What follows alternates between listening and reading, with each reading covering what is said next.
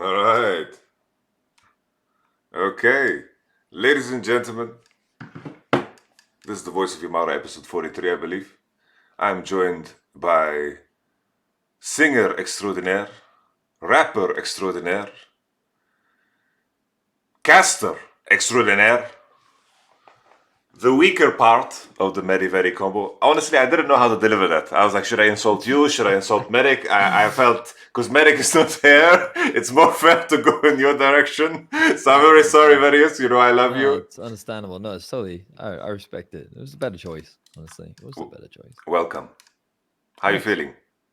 Tired, really sleepy. How are you? I'm good, I'm good. It's That good. was, it was weird not having you on the LEC finals, man. That was weird for me. Must have been weird Really? for you. Because I would say uh, when I'm at the LEC finals, I'm used to seeing your face, Shock's face, Ender's face. Those are the most usual faces. I feel yeah. like, is this the first one you haven't been on?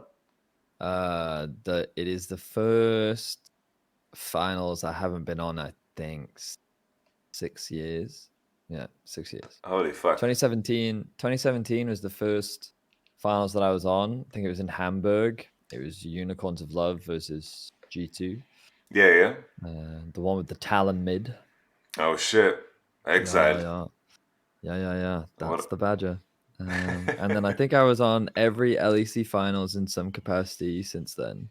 Yeah. Because Um, I associate you like with LEC finals. When I am on teams and I dream of the LEC finals, I see Vedius' face. You know, I see your face. Did it feel weird watching it from no, home? it was. I mean, I was a little sad, not to be there, but no, it was all right. I got to enjoy it as a fan, which was nice. We had good series as well. It was nice. It was a very good series. I mean, we'll Definitely. talk more about it later, I imagine. We can start there. Um, Just sure. you segued us into it. Tell me, Uh, Vedius, what did you think about the finals? Elyoya made this comment or this interview or something where he was like, even though they were 0-2 down, he knew they could still win. Mm. And like after watching the first two games, I had the same sentiment. Not that like I believe they could win, but like I don't think BDS is winning these games. I think Mad is losing them. Um, and I always think that topic is interesting, just because sometimes to a lot of fans, like I know I've had my fair share of like flack from fans when you sit there and argue like like the biggest example of this was kind of like I think it was Invictus Gaming versus Team Liquid. I think it was game 1 or game 2 where like IG had Nash and then like IG's pushing down the top lane Well, the and then Nico, like yeah, was it the Nico? the Nico Um E from Impact. yeah, yeah. And IG lose that game, and then obviously TL go on to win the series, and that's not to say that TL didn't deserve to win that series, but I remember thinking to myself, IG lost this series rather than TL won it, and obviously like that's for TL fans, they're all like, what are you talking about, bro? No, they earned that. And obviously I understand where the sentiment comes from. But that was the same feeling I had when I was watching Mad. Like I felt like Mad could have easily won game 1. I think Mad could have easily won game 2. And like there was the Kazi E incident when he was in mid, Yeah. and then the Malphite was just like, oh, all right then.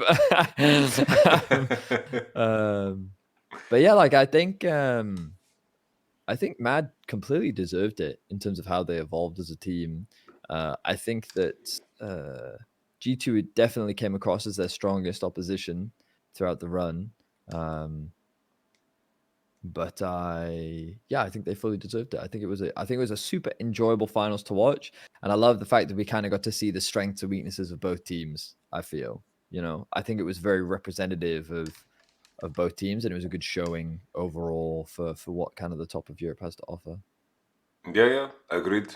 I think BDS's approach to the game, I think in the context of what the format is, where I think that a lot of teams are still figuring out how they want to approach the format Mm-hmm. because I feel the general level of play is quite low in the sense that a lot of the mistakes that are occurring are often unforced if I like look at the pool of teams in general, and I think that BDS and their approach, it's like they cut all corners to free themselves from any mistakes, but it also left them in a situation where they weren't really controlling sidewaves at all, and they were just kind of playing. They were playing as if they're preparing for Drake in mid the whole game, even though Drake is not alive. Yeah.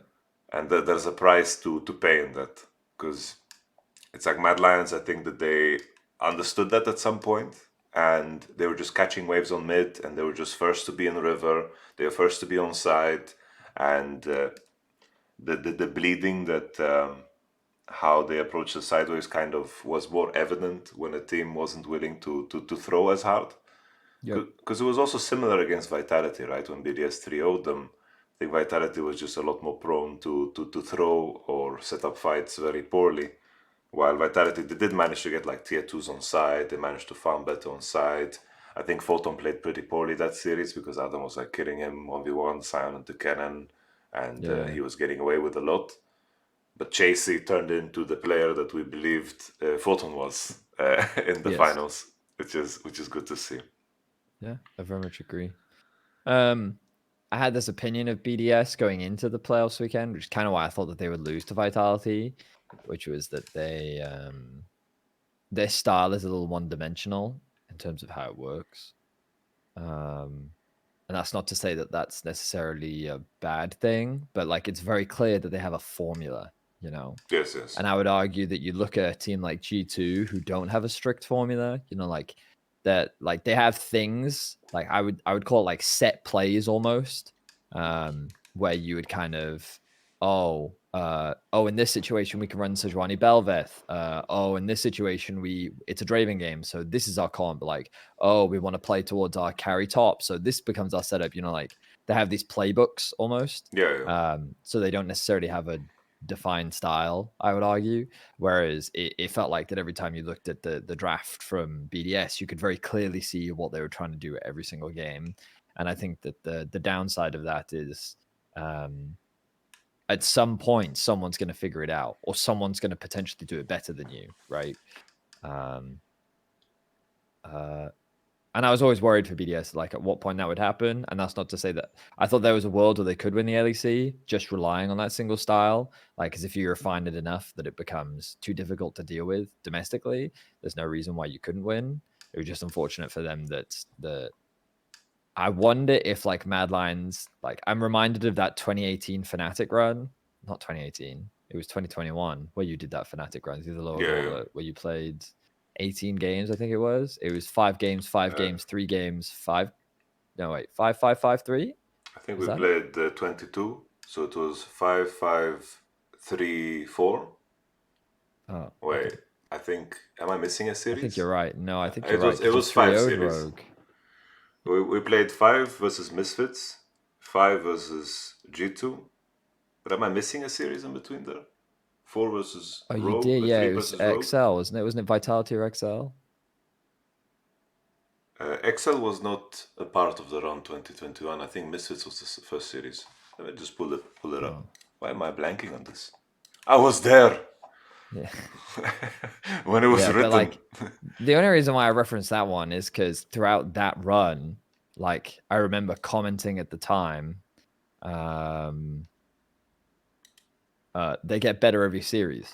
You know, like it felt like that you were making rapid improvements within that. Oh, it was Vitality. Vitality was the one I forgot.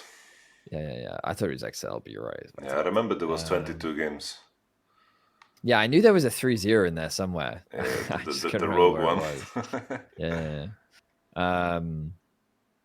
But that run, I felt like Mad had a similar trajectory where like it was best of 5, best of 5, best of 5, where like they could just continue to improve, ideate, develop. And it was kind of like they're in a hyperbolic time chamber almost, you know, where you have an incredibly tense weekend of best of 5s. And like I can also imagine, I'm sure you can comment more on this because you have the first-hand experience, but like playing on the same stage, getting used to it, like when you sit down on day 2, you're not nervous at all because you've literally just played 5 games the day before in those same seats. And then you come into day 3 and again, you're in the same seats. You know what I mean? And like it makes it so much easier to get into the zone, focus on the game ahead. Like obviously it's a difficult grind, but if you can keep that momentum going, I imagine that it helps you kind of focus and get in the zone so much quicker than someone like a BDS who just shows up on the day, you know? No, definitely there's an element of that there's a limit of what you can prepare coming into a best of five, and there is also a lot of knowledge to be had of just going through the motion and making mistakes during best of fives.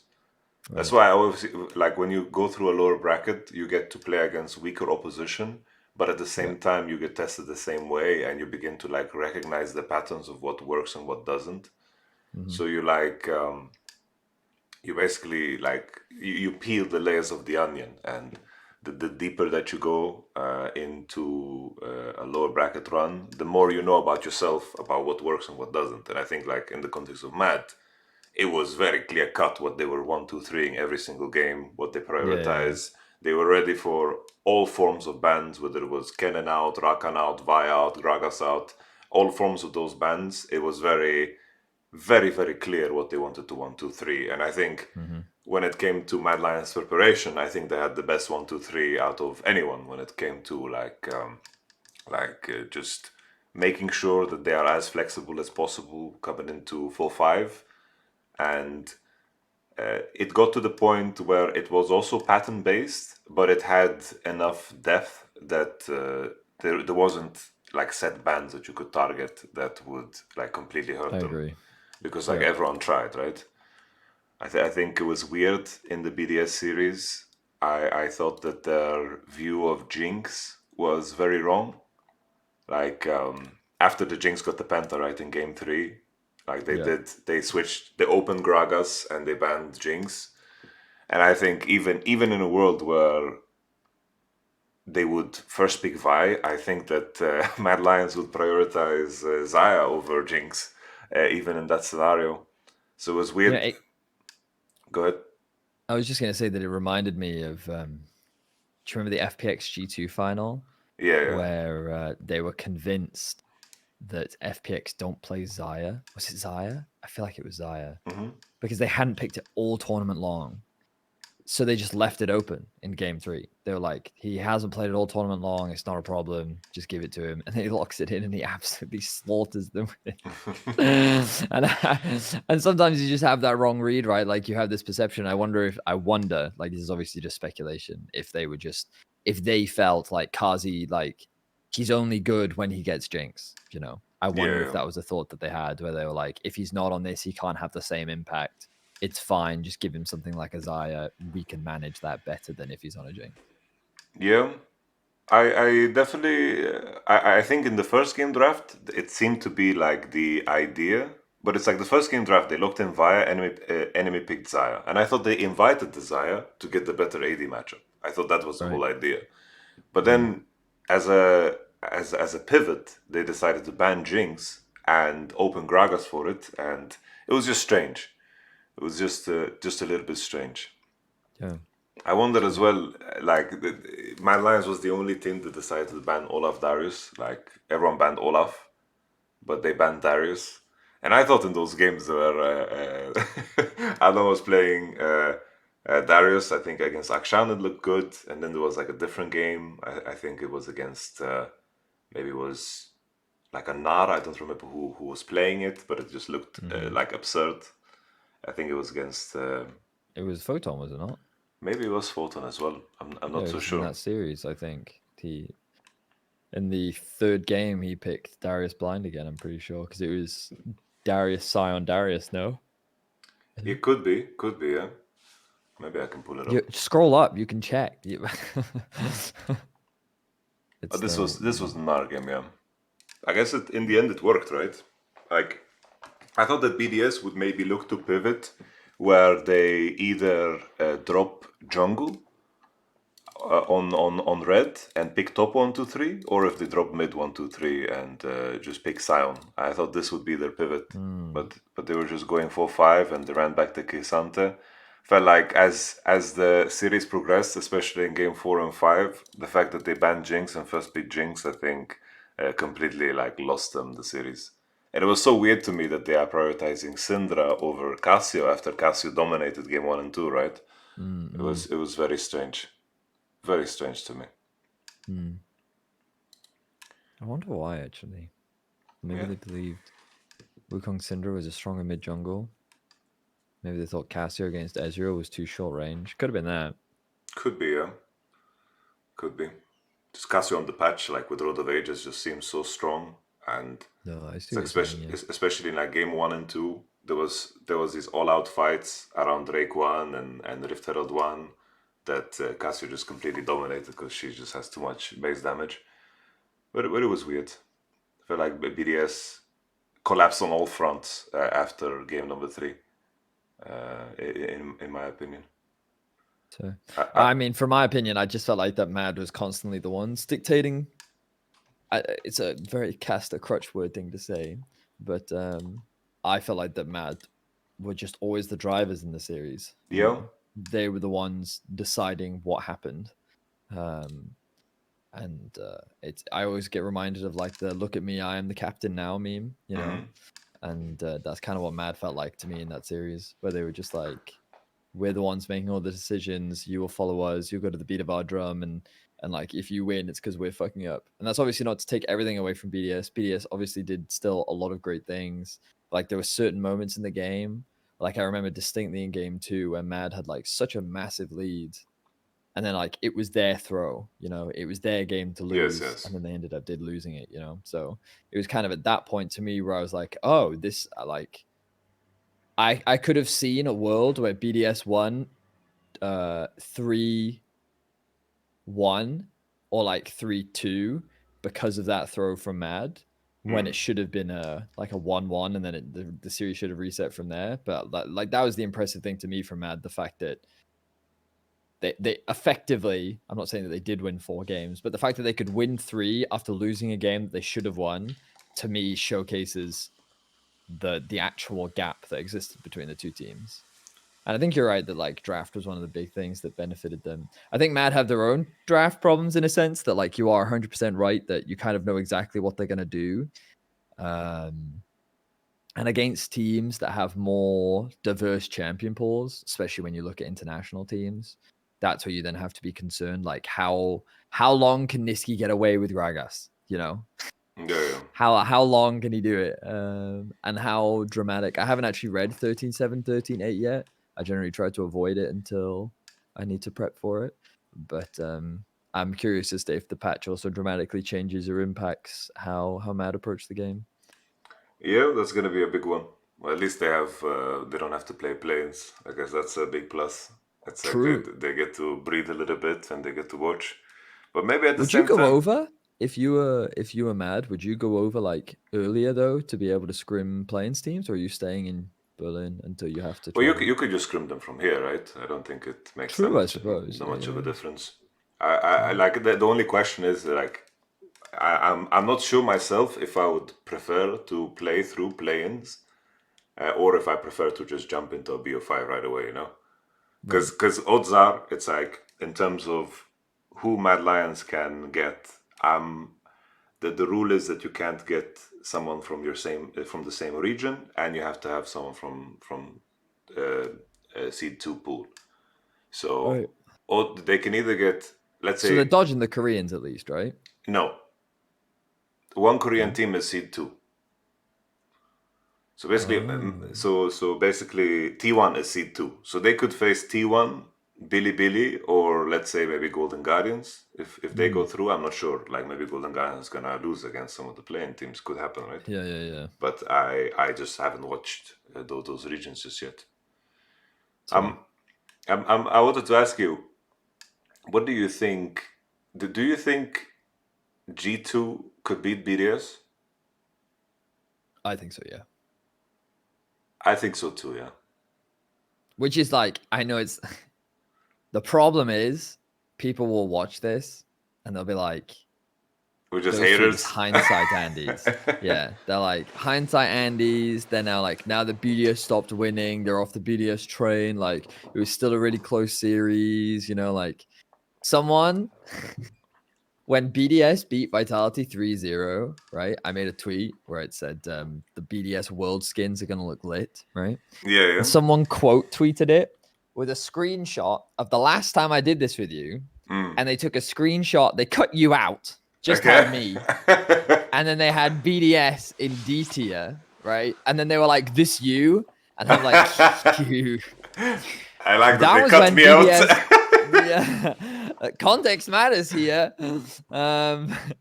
But yeah, it's I just think that like BDS is a solid team in the sense that they play very clean league.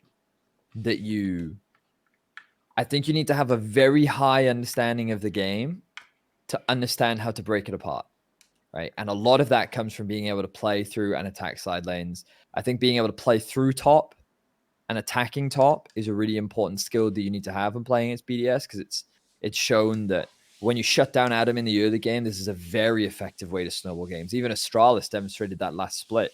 Like, I don't know if you guys remember the whole Kled Olaf game from Finn, where like they just permacamped him top. They were diving him, like stopping him from going to his lane, and BDS couldn't support him at all. Yep. You know, and then we saw it again this series where like Chasey, Alyoya, like they did a great job of nullifying what was effectively like one of the big strengths of BDS in how much chaos Adam can create in a team fight. So not only do you need to be able to play through top, you also then need to be able to manage your sideways. And this is something Cadro talked about on Euphoria podcast. Yamato just talked about it as well. Where like in the mid game, when Dragon isn't up, understanding like really good lane assignments, how to punish rotations, being able to set up good vision and then play on that side of the map, and then like all these important things that don't just give BDS the ability to 5v5 you around a Dragon, you know? Being able to find advantages in between, being able to find those 2v2s, 3v3 skirmishes, and just overall having a really good map awareness. And like Mad was able to do that. It's a large part of how they were able to beat so many of the teams on their way to the lower bracket. And then the question ultimately comes, do you also believe G2 to be a team that could do that? And in my opinion, yes, I believe that they're a team that could do that. And I genuinely like, I know some people believe that G2, like that Dragon with the bug, I'm not entirely convinced that G2, even from that position that they were in, could have necessarily won the game. There's still a lot of the game left to be played. But I think that Akshan situation was a really great representation of how like G2 can just rely on you have to have the stupid copy pasta threw me off for a sec. G2 showcased like a level of innovation to me and just a good understanding of the game that they're a team that I think was capable of BDS. Whether or not they could do it, you know, is obviously a separate debate. But I believe that they had the potential to definitely beat a team like BDS. And it helps that Alyoya went on the record to say like he believes that G2 is the second strongest team, and he believes that the series versus G2 was the final more so than the series versus BDS. Yeah, I think it's fair to say that for sure we are sending the two teams that will be the most capable at MSI. I think that's without a doubt and without a question. I think that when it comes to BDS, I think that I respect their approach a lot, because in the context of how little time you have to practice, making sure that every game looks the same is the best way for you to level up. And I think that in a league that was so mistake prone, I think it was a very clever way, very clever move to cut any potential mistake. That's like basically you're the turtle that rolls forward. I think also like that the main thing in the context of what the AD meta is as well, I think that you can get away with doing a lot less top, because if you're ahead of the curve with AD and if you have a good AD player, then you'll be able to compensate for it fairly. Yep. But in the Mad series, as an example, it was just when everything else fell into place, then the gaping hole that was left in topside was just so much more evident. It's like when everything else stabilized and the Mad Lions took their time with their approach to objectives and to situations that were on the map, then it just became like those problems just became super obvious. I also felt like in the series, it's like Adam had a hard time. I think also Lavrov had a hard time. It didn't seem really that he was aware of what his role needed to be in the sequences between dragon setups. He was getting caught often on the trash, the Renata, and I think that Mad Lions was just a lot more nimble in the way they took control of the river and kind of went to the next step in what the macro game should be. But I think BDS Yeah. were always stuck in that one take control of a mid. I have to say though, I think after game one, I had very high hopes for BDS because game one, I felt Sure. like they were actually like doing a lot of good things, like Sheo with the flanks on Vi, and they were always like undercutting the enemy around mid, especially like in those game states after 23 minutes when Nash becomes so relevant. I think that they do good in those game states, but Yep. I think that when it comes to the early mid, that's where they bleed way too much. And I agree. I think as the series Like, progressed, it was hard. I would say that it's easy to like highlight the weaknesses of BDS when they're losing, Yes, right? yes. You know, so like it's obviously easier to sound like a Debbie Downer on BDS now from the context of them losing in the best of five, but that shouldn't take away from the fact that, as you rightly said, I think that they had a really good formula. I think it was a formula that succeeded incredibly well in Europe, and I still think the team should be very proud of what they've done because it's not easy getting to a final, right? And the fact that they didn't lose a game up until the final is still an incredible achievement. And you don't just get that by just like, oh, well, they just had good drafts. Like it doesn't like that. That's not how that works. You still have to have a certain level to be able to achieve what they did, and I think that they have. And so I think that it only sets them up for the future. I'm excited to see where the roster develops. I hope they don't make any changes. Hope that they keep the roster the way that it is. Yep. And I think that the for me, like when I think about what makes a team really strong is obviously having individual talent that can be a threat in every lane is like naturally very obvious. The other thing is a good understanding of how to play the game, right? Like good macro, like again, like those are the two obvious ones, which are just generic. I think the third one that doesn't get talked a lot about is like champ diversity. I always remember, I say I always remember, and now I'm speculating or like hesitating. But there was an RNG series in the final, and I want to say that it was spring of last year. But RNG had like last pick, and they picked Jax, and like they hadn't played Jax at all.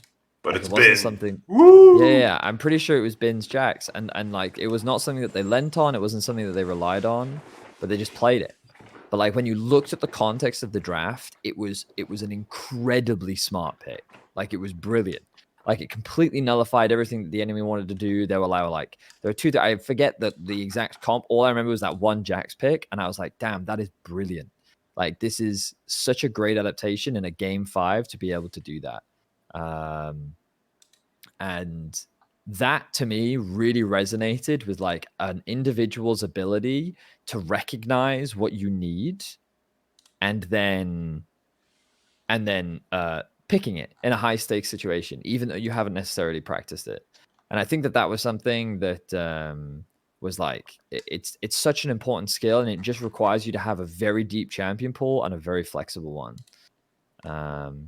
And that's one of my biggest concerns that I always have for European teams, and that's why I always like put my faith mostly in G2 when it comes to international more than others, just because their champion diversity seems the strongest. Like I remember Fnatic last year at Worlds, I was thinking to myself, man, like yeah, there's a lot of Lucian Nami. there's a tendency to lean on Azir in mid lane. You know what I mean? Like what happens when they don't get those picks?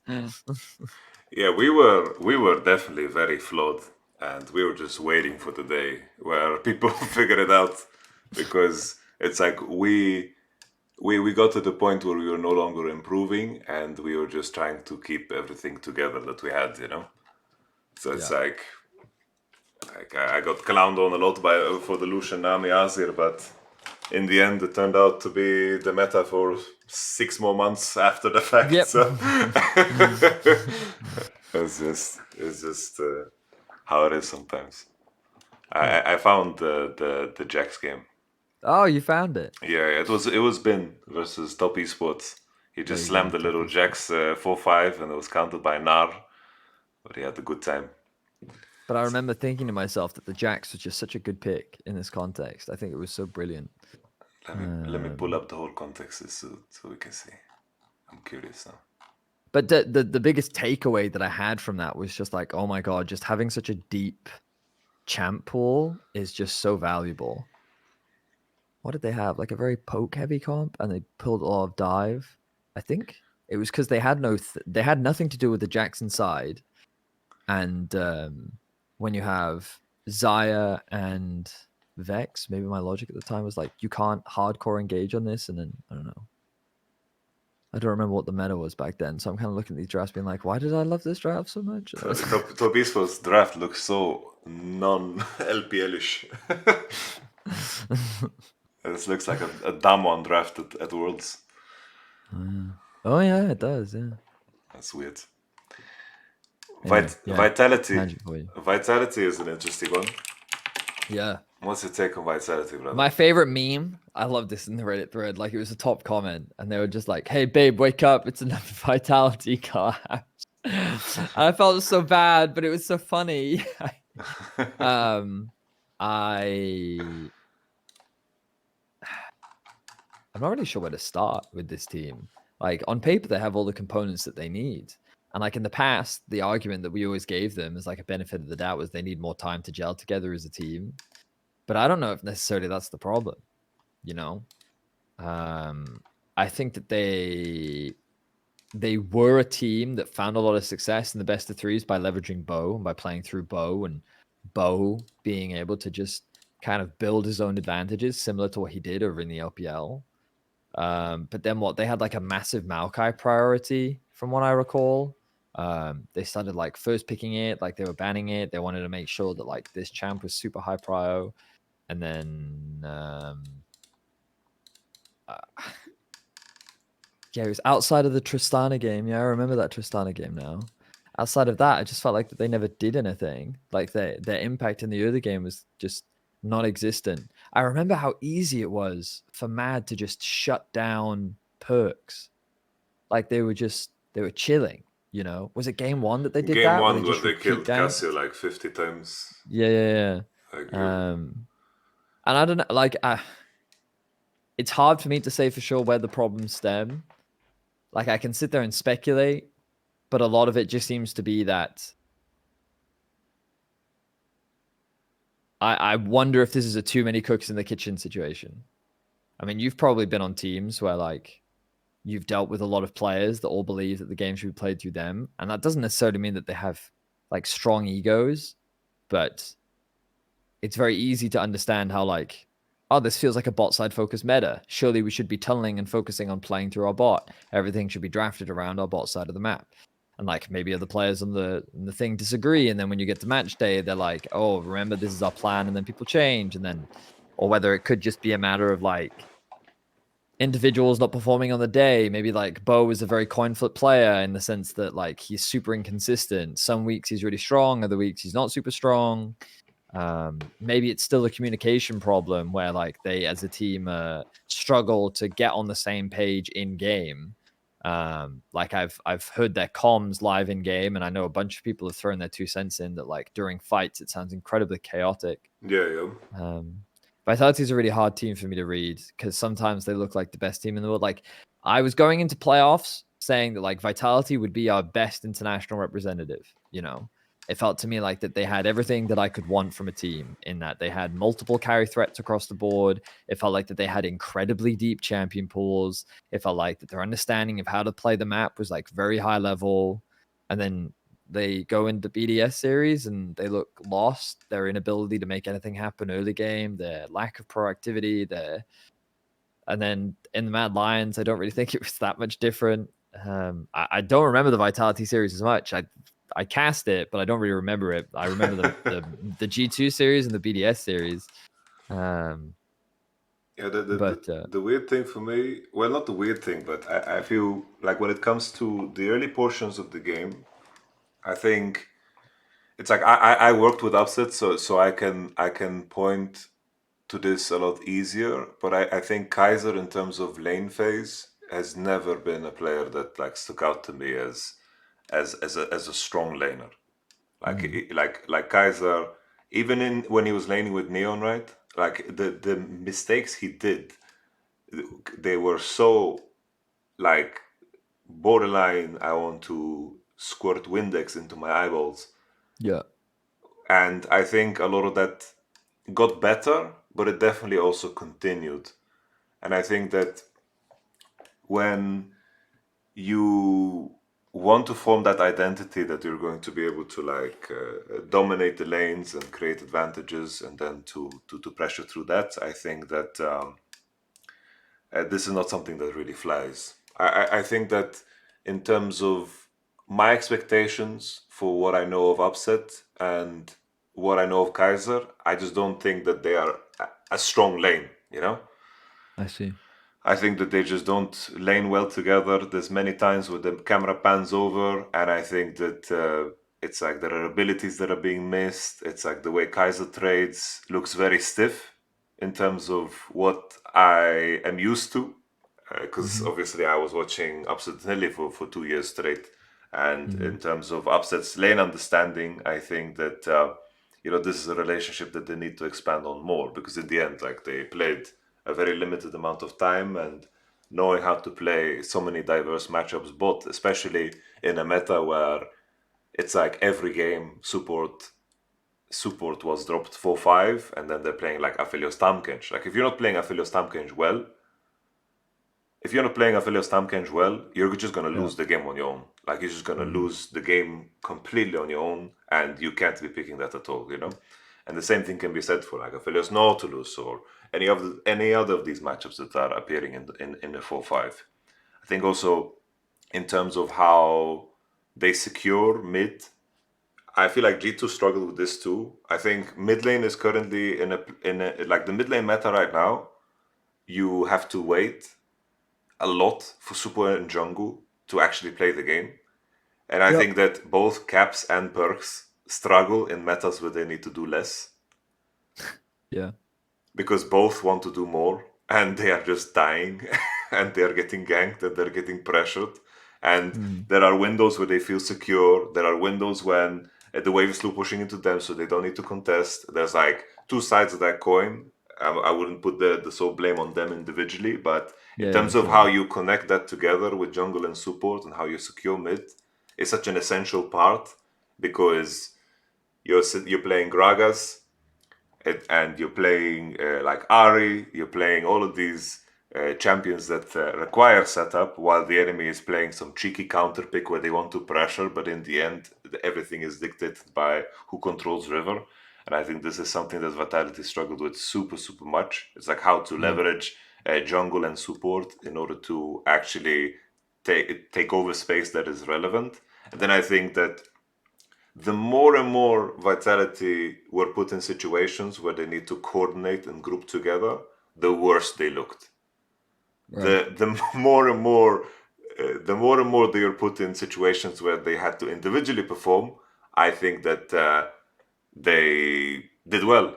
It's like Bo against 113 was a dream matchup for Bo because 113 is going to fight you level 3. If he's playing Maokai or if he's playing Soraka jungle, he's going to do that. So Bo is put in situations where he gets to mechanically perform, and I think that's where he's good. I think the same thing for Yeah. Photon. But then when usually the deeper you go into playoffs, the more and more like the concepts of the game become more and more apparent, and you just you just lose out. It's like individuals are never gonna, you know, take it all the way. Yeah. They have a Do you lot think of there's any work. benching? Yeah. Do you think there's any benching? Or I'm not sure. I guess if anything, it's so tough. Like I could imagine this team becoming better with the addition of a player like Jankos, as an example, right? ah. Mm. Because it's like I think they just need someone to secure the game, just secure the game and make sure that you hit all of the correct beats when it comes to setting up a first Drake, first Herald. And then it's like, I think that the Yike game, in the game one of Yike against Mad Lions, was just like a masterpiece, because he like did blue, Gromp, skipped Wolves, Raptors into secure mid, into red, into bottom side, secure bot, they base, and then he crossed into top side, ganked the Gragas on the slow push out, and he just secured the whole game. Made sure that no one can get ganked, no one can get pressured, and he did it in such a beautiful manner that allowed him to continue to do so after the base. Yeah. And those are the things that I think are is jungle play that will last. While I believe Bo is he has like the biggest teeth out of any jungler. Like if he is going to have an advantageous position and he's allowed to snowball, then he becomes very dangerous. So you're But saying as the games become more and more coordinated, I think his strengths are so much harder to deploy. Because it's you like would kind of, maybe there's a world where even a player like Niski would better enable a bow, for example, right? Perhaps. could be, yeah, could be. It's hard for me to have a read on perks, honestly. Yeah. I think that the meta, it's like, considering the best junglers in the game right now are like what, Maokai, Vi, Sejuani, Wukong.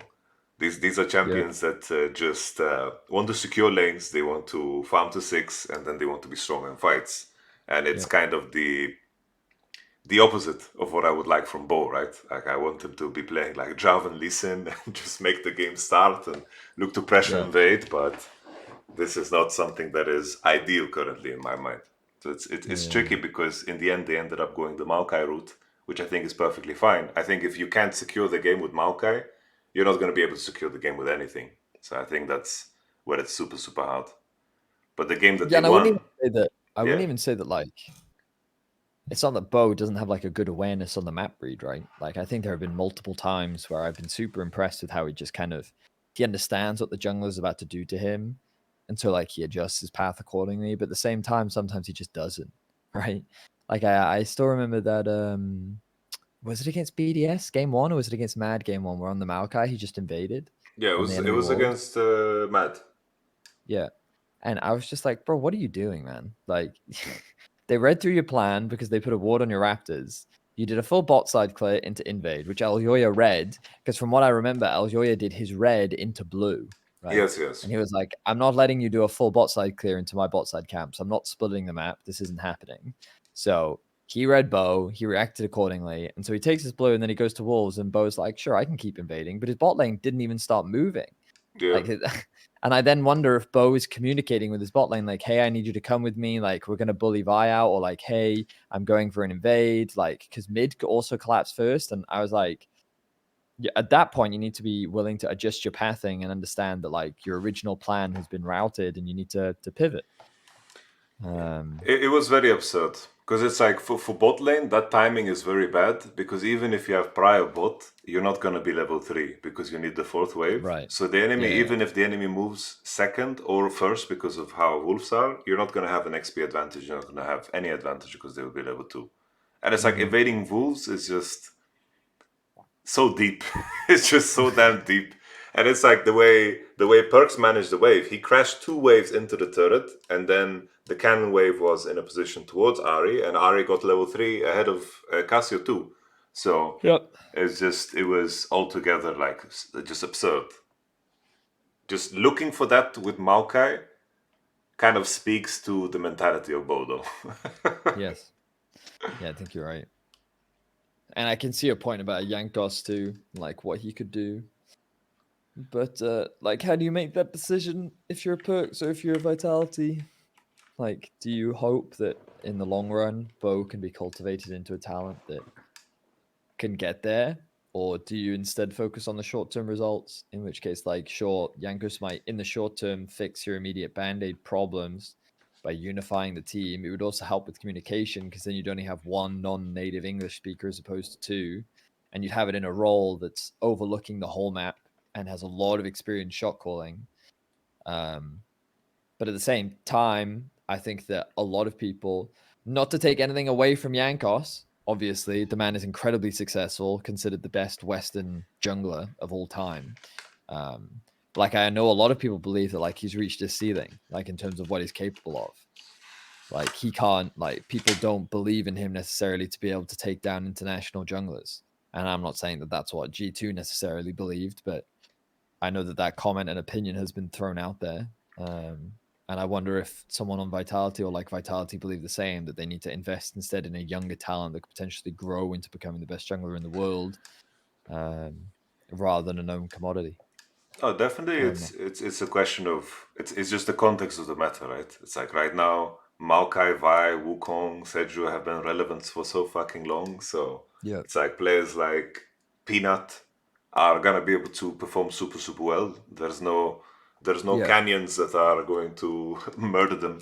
Maybe on Right. 13.7 after Graves buff, I have no clue what's coming at 13.8. It's not something that I've digested, but it's Yeah. it's it's hard when you have players that are so clearly specialized into something, and it becomes very hard to utilize them in the context of what is considered the meta at the time.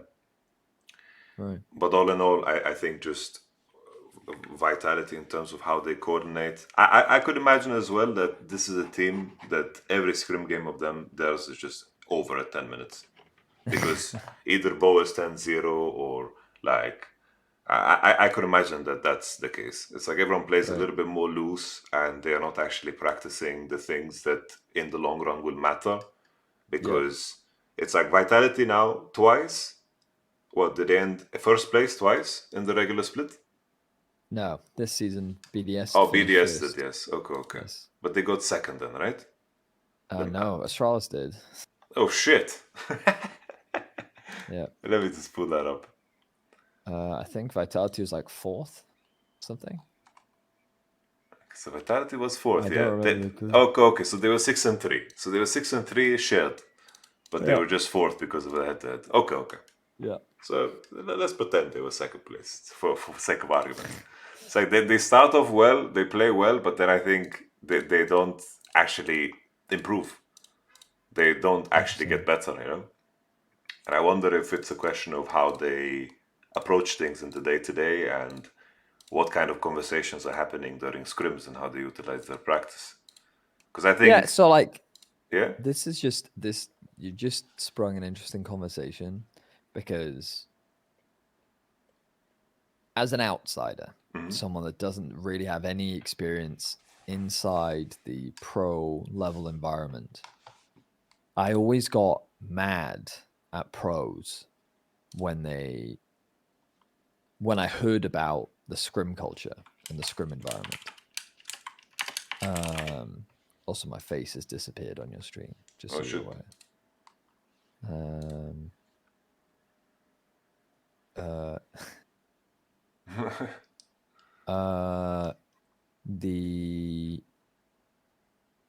The use of practice that the European teams had was very disappointing to hear. Like, Cadril has told me many stories. Oda, I mean, you've told me your fair share of scrim stories as well. Like, there's a lot of stories out there with regards to like what has happened in scrims, that the argument was, if we got to play on stage more, it would be better practice, because teams always try hard on stage.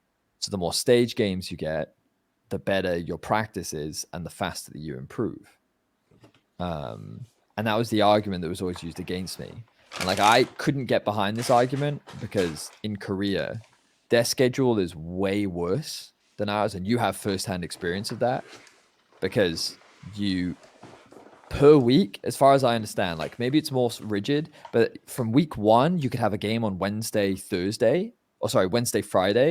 And then next week you could have a game Thursday, Saturday, right?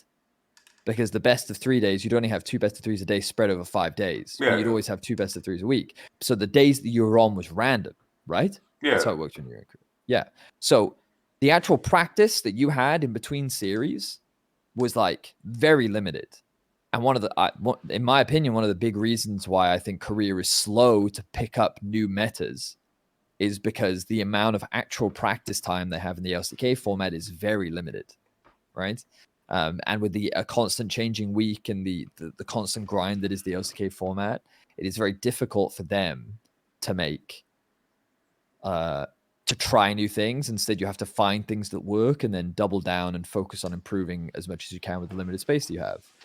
And now with the current format in EU, I feel like that a lot of teams are making less progress than they were with the old season format. Because at least in an 8-week long season, like you can very clearly see growth compared to now where you need results in a much shorter time span. So I was curious because you mentioned that you felt that Vitality wasn't improving much. And we've also briefly touched on the idea of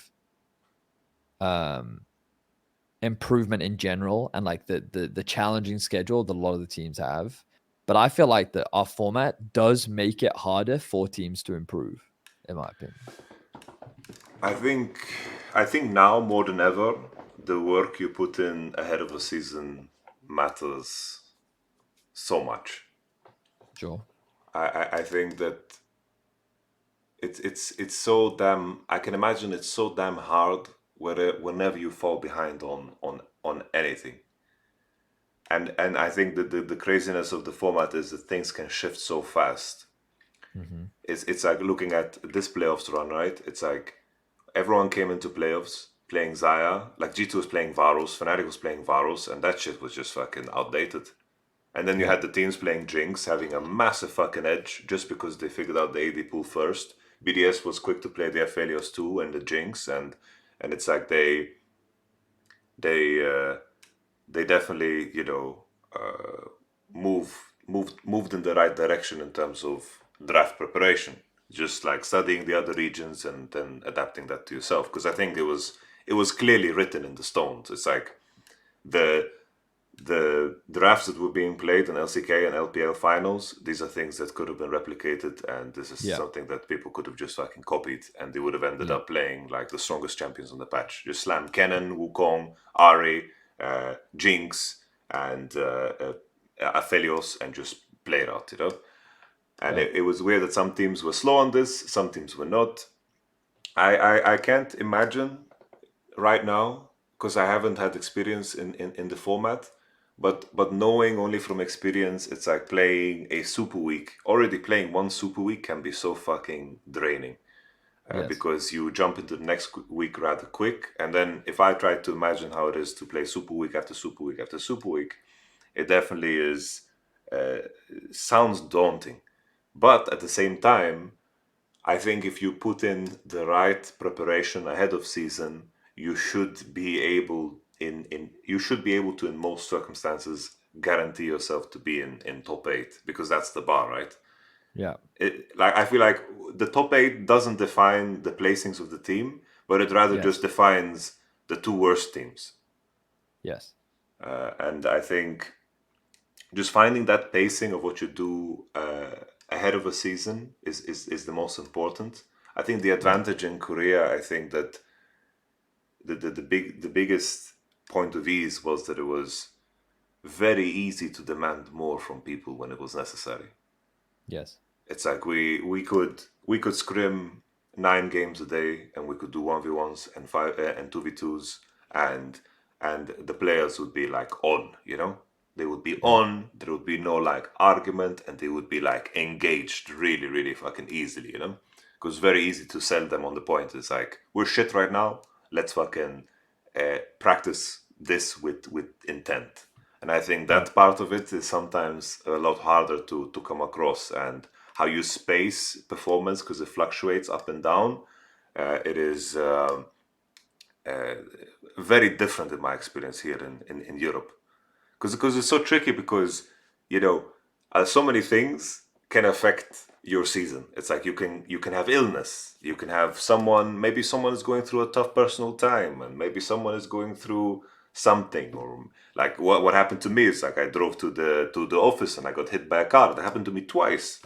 I got hit by a car. It's like I'm fucking bleeding through my shirt during scrims because I didn't want to miss scrims.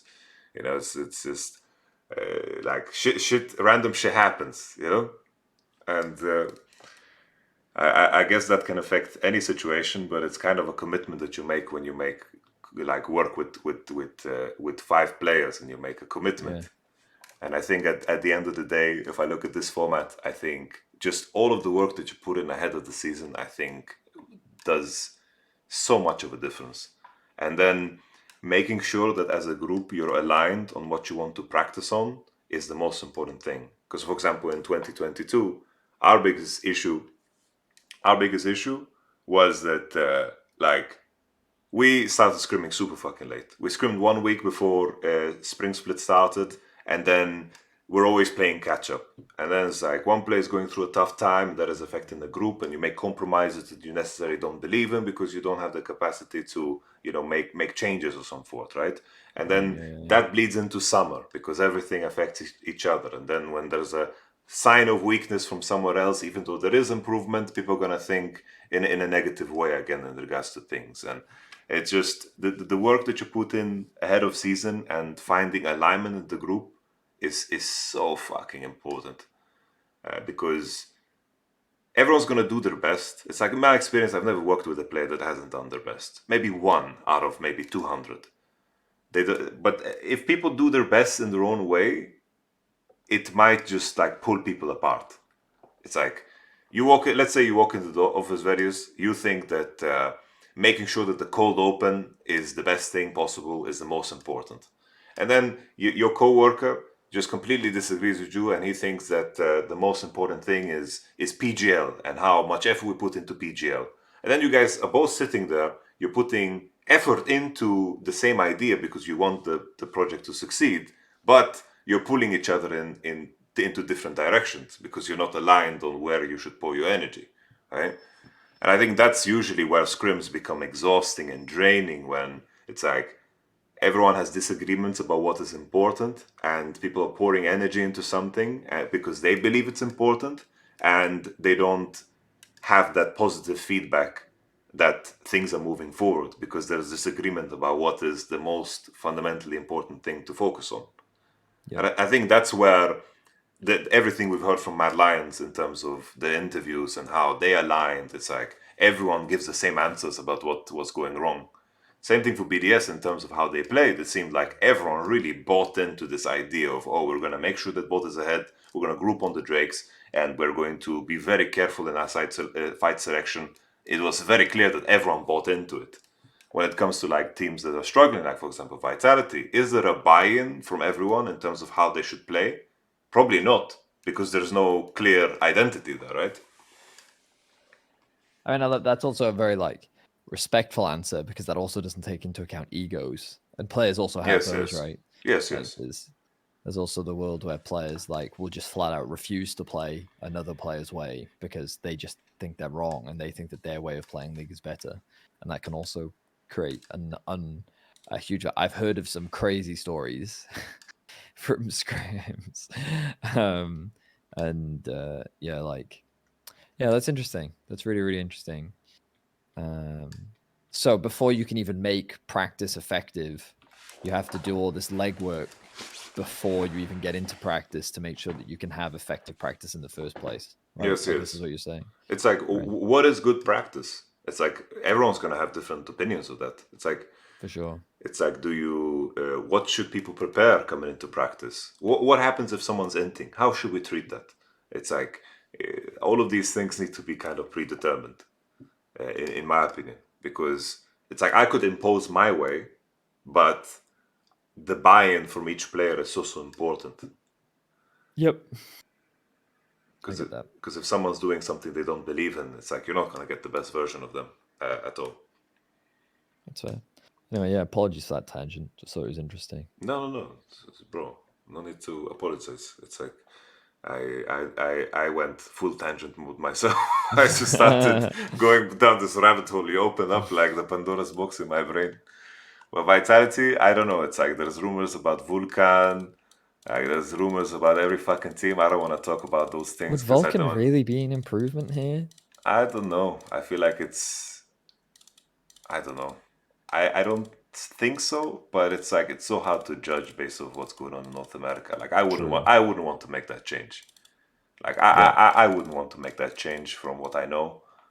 But yeah, I think that the most interesting thing is just it's like it's unfair to say the whole Jankos thing, because I think a lot of teams would just improve based on having Jankos in the context of what's going on. All in all, like one thing's for sure, it's like that they need to work a lot harder on coordination, and I think that they can find ways to make sure that their bot lane has more teeth. I think that's the way. Yeah, I would agree. Who else do we have? G2 is an interesting one. What's your take on G2, brother? I think that Chrono Break really fucked with them mentally. Yeah, it seemed so.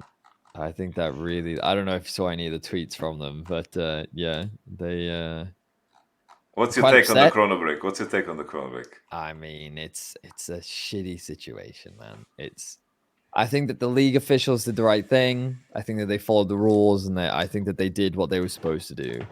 I think They did follow the rules, that's for sure, yeah. But are the rules garbage? I think that the second that you start putting in more context matters, then it gets really gray. And like, do you know there's this I don't know if you remember this. This is very old school. You probably do because you were a player back then. But do you remember the best of 3 that was like a best of 11 between CLG and WE? Yes, World yes. Championship Season 2. Yeah. There was CLG after I think the first remake was like at the enemy nexus. Like they just taken the inhibitor. Yes. And then the pause Kog'Maw happens. Rengar game. Yeah. I mean, I don't remember the game. I just remember that they were going to win, right? Yeah. They saw the nexus and they were like, we've just won a team fight or whatever, and they were going to win. And then the pause happens, you know? And then like league officials confirm that there is lag, right?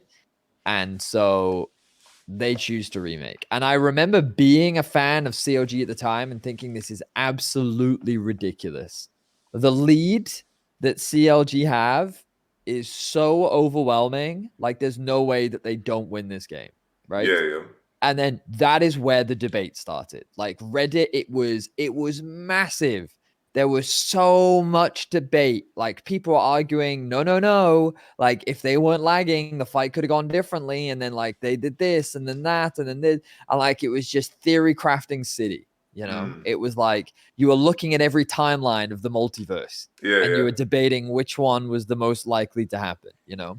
And I think that there is a rule somewhere in League where at a certain point, if an issue occurs, then the team with like a certain degree of advantage is just automatically granted the win.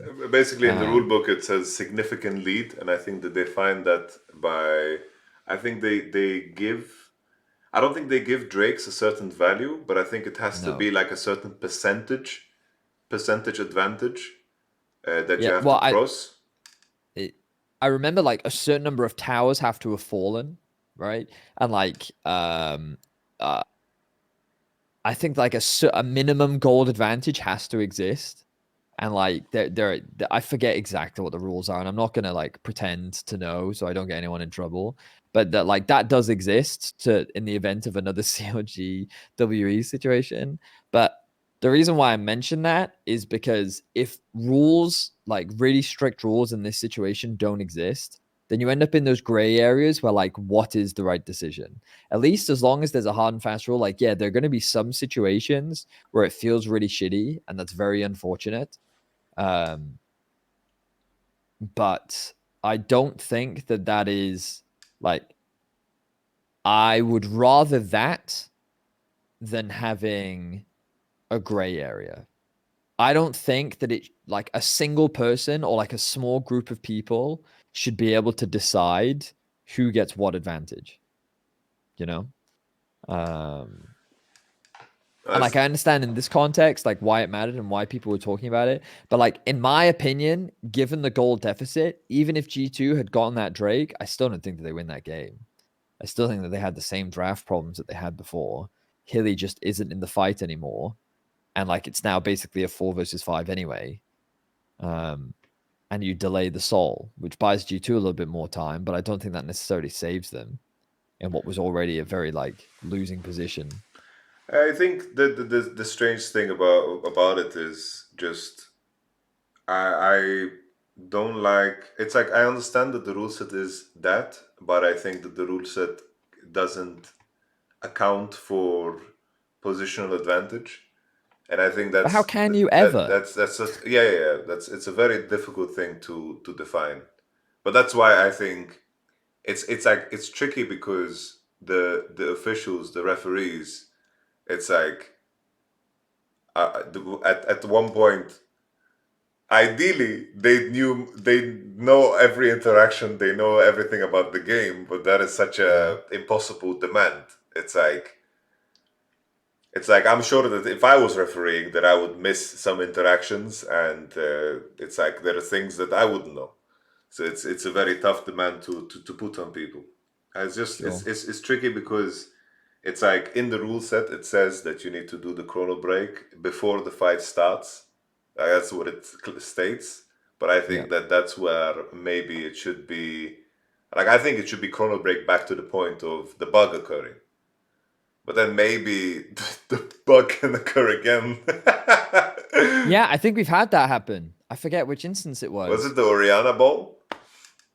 Maybe. I don't know, man. But I seem to recall a chrono break into another chrono break because the same bug happened again. I remember chrono break into remake because the bug just happened again. Was that? Oh my god, was that? I remember a nuke duck being in that game. Yeah, it was Nuktak Oriana, and they they were like down 3 drakes, 6k gold. Yes, yes.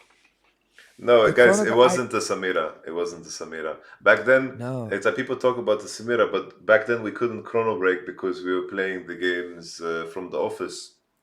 So that was just Samira ult GA bug. If I if if remember. Azir kills you with the ult, then the ult still goes. But even Yes. that game, it's like imagine we're hitting Nash, we are 8k gold ahead. Cloud Soul is just spawning, so we would get everything. We had such a clear win, and we had a remake thrown at us. But that one pissed me off because Riot didn't follow the rulebook. Basically, in the rulebook, it states if a remake is offered, it needs to be replayed right away. But they delayed us until after match of the week. So that really, really pissed me off. Really pissed me off. Interesting. Because that rulebook, we are friends. Him and I. We have read him many times. Damn, they probably thought they were doing you a favor, giving you an opportunity to like plan to play the game They gave again. the enemy a favor because they asked us, do you want to play it now or after? We said no, and Excel said yes. But then you know what happened? Hilly and Upset, they 2v2 killed him level 1, and then he just asked in all chat, remake? Yeah. Uh, Did you win the remake? of course. Oh, he slammed them, dude. Angry Hilly is the best Hilly. That was a good time. Oh, you must have been really happy. Obviously, like you have a close relationship with him, and you had your speech. So to see him win again must have been really nice. No, bro, I cried. Oh, that's really nice. I cried, but I'm like I'm the one tear type of cry, you know? Yeah. But you gotta hold it back. You know what I mean? Did you get to speak to him at least on the day?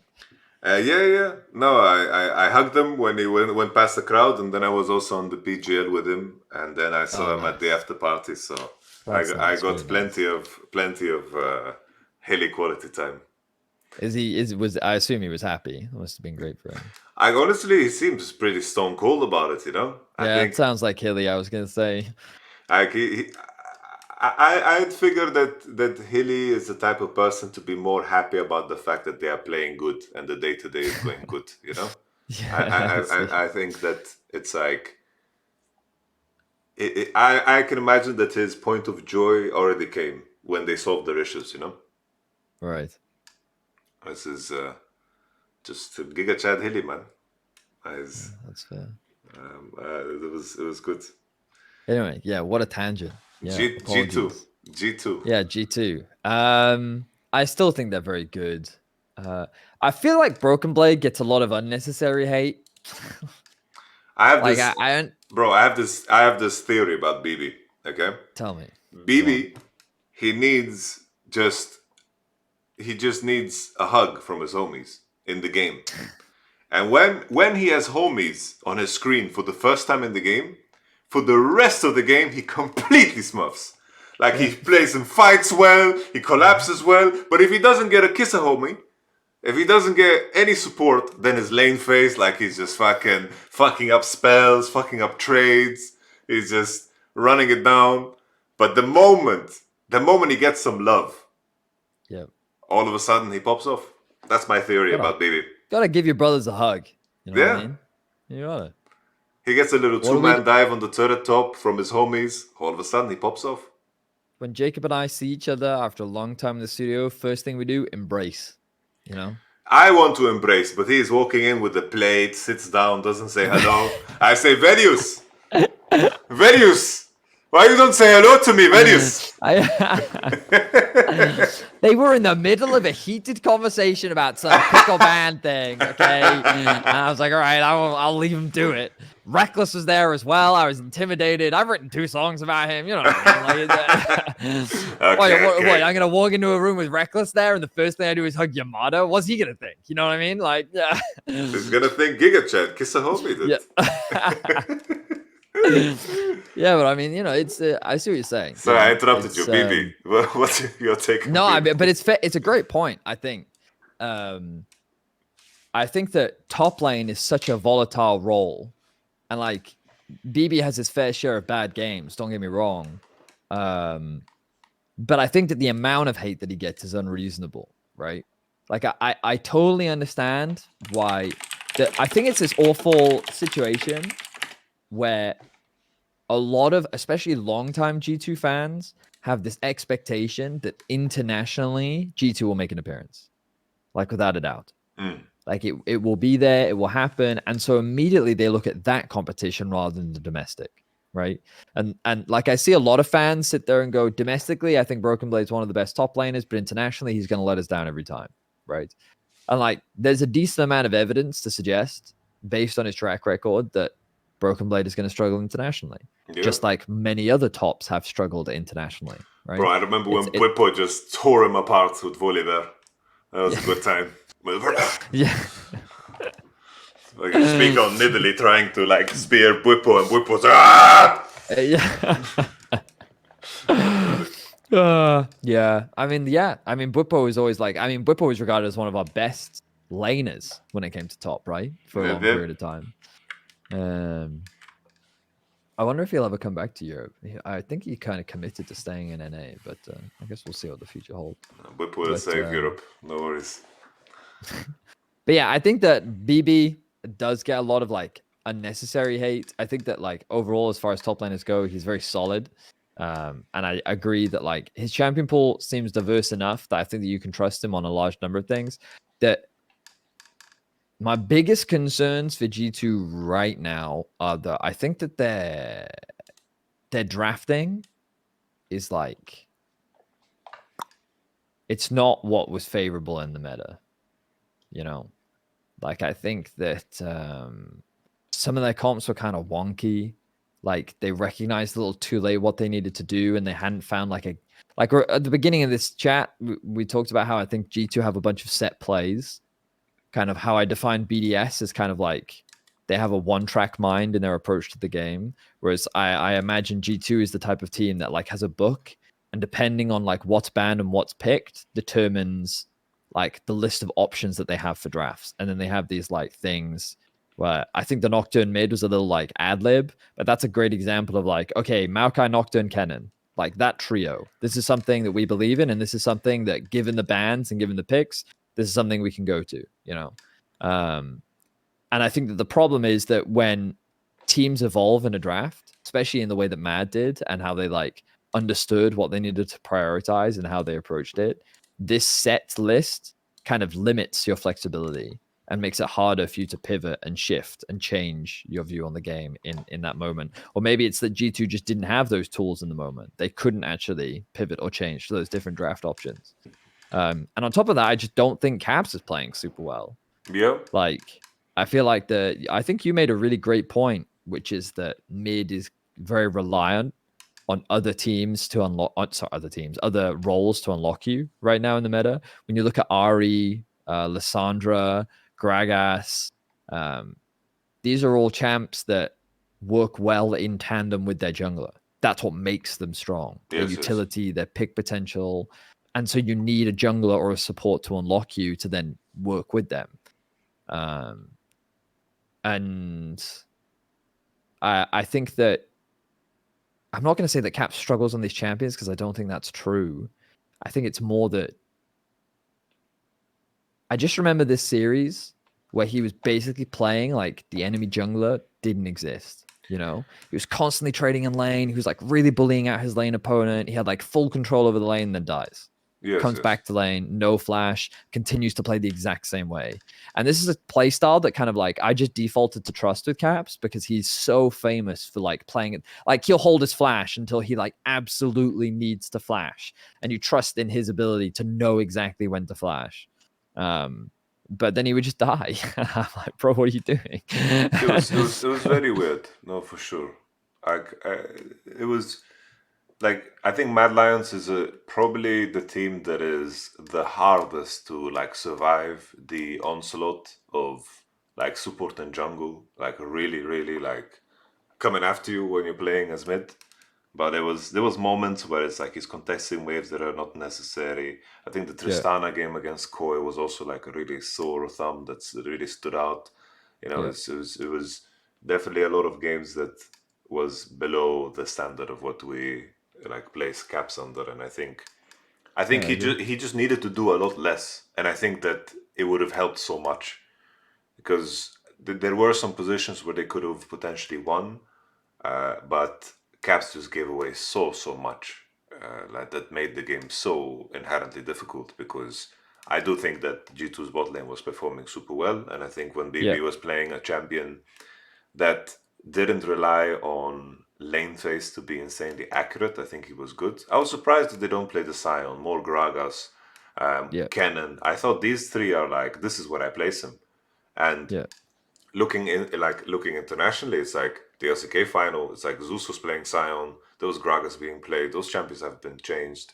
There was also like in the LPL final, it was the same thing with the Gragas and the Sions. And it's like after Billy lost the finals, my man Bin just went to solo queue and spam tanks, right? It's yeah, like when Bibo was playing Cannon, was impactful, was team fighting well. When he was playing the Akshan, it's like it's just you need to be way too accurate in lane in order to get the most out of yeah. Akshan. Or like I agree. in the final game where he was forced to pick Jace, like that was a utter disaster. I just don't place him on Jace because it requires his laning to be too accurate, and he was just getting killed on side on cooldown by Wukong and Cannon. Yeah, And then I think finally the what was the biggest strength of G2, but also a weakness. I think just the jungle meta. It's like the four champions that are OP are so OP, yeah, and that's a problem. It's like they played one Wukong game all year long. And it's like to just be able to slam Wukong 1-2 as an example, or just being able to pick Sejuani and just be fine with that is a very good place to be in currently if you're playing this current jungle meta. But this is not what G2 wanted to do, right? And like that game 5, they end up playing Jarvan into Wukong, Gragas, Ezreal Pike. Like that's a horrible Jarvan game. right. It's atrocious. And I think that Mad Lions did a way better job of, oh, we have Jace? Okay. We have Gragas mid then, and then Sejuani jungle. We're going to pick all of these champions that are going to cover up for the weakness of Jace. Here, G2 Yeah, went Jace, and they're like, shit, we're going 4-5. We can't pick Viego, Jinx, Cassio. That's going to be terrible. Let's just pick whatever beefy boy we can think of, because Mad Lions sniped the Sejuani ban, and then just slammed Jarvan, and then it was just, yeah, yeah, you know? yeah, Yeah, for sure. yeah. I think the meta read I was so important. yeah, Genuinely. yeah. And they don't have much time to like adapt much. But I think the fact that even with this, they still took Mad to 5 games, I think should show people And I know like just using results as an indicator isn't the best form of analysis. But I think that there's a lot that you should credit G2 for in terms of like, I think their game 4, they absolutely stomped Mad. Yep. Like it was a one-sided 24-minute game or something, you know. And a lot of it came off the back of their bot lane, right? And I think that their bot lane is still incredibly talented. They are such good laners, you know, and Yike can just play through them if he wants to. I also think that like you highlighted Cannon like won every game that it was in. I did not see a Cannon behind outside of Photon versus Adam, the Cannon into Sion. Every other Cannon I saw absolutely steamroll their lane. And I think it was a great pick for BB. So like, I think that the players still have the ability to dominate. I still think that they have enough flexibility, and I think the international competition, like right now, I'm just kind of gambling that international competition playing on a big stage will reignite Caps's skill, I guess. I wonder if that environment is what he needs to perform again, because you can clearly tell that he's super frustrated with his own performance, right? Yes. I guess maybe he just needs that right environment. And I know that they're already heading out to London super early because they play on the first day, I think, as well. May 2nd, they already start the thing off against Loud. So yeah, it's I'm still optimistic that at the very least G2 will make the top 8. I don't think they should have any troubles in the group that they're in. Well, they've got PSG. Admittedly, though, I am just blindly saying that. Haven't watched any of these teams. I'm not casting that first part of play-ins. I'm casting the second half of play-ins. So, like, I don't start casting until May the 5th. So I get to watch all of them play first before I have to cast them. Nice. But, like, yeah, it's just blind confidence right now, honestly. But I have no reason to doubt G2 can get through that group stage. And a part of me wants them to lose just so they can play against Golden Guardians and then knock them out of the tournament, because I just think that'd be really fun. That would be fun, but that's just a petty part of me that wants revenge for what EG did to Mad Lions. You know what I mean? Just a petty part of me.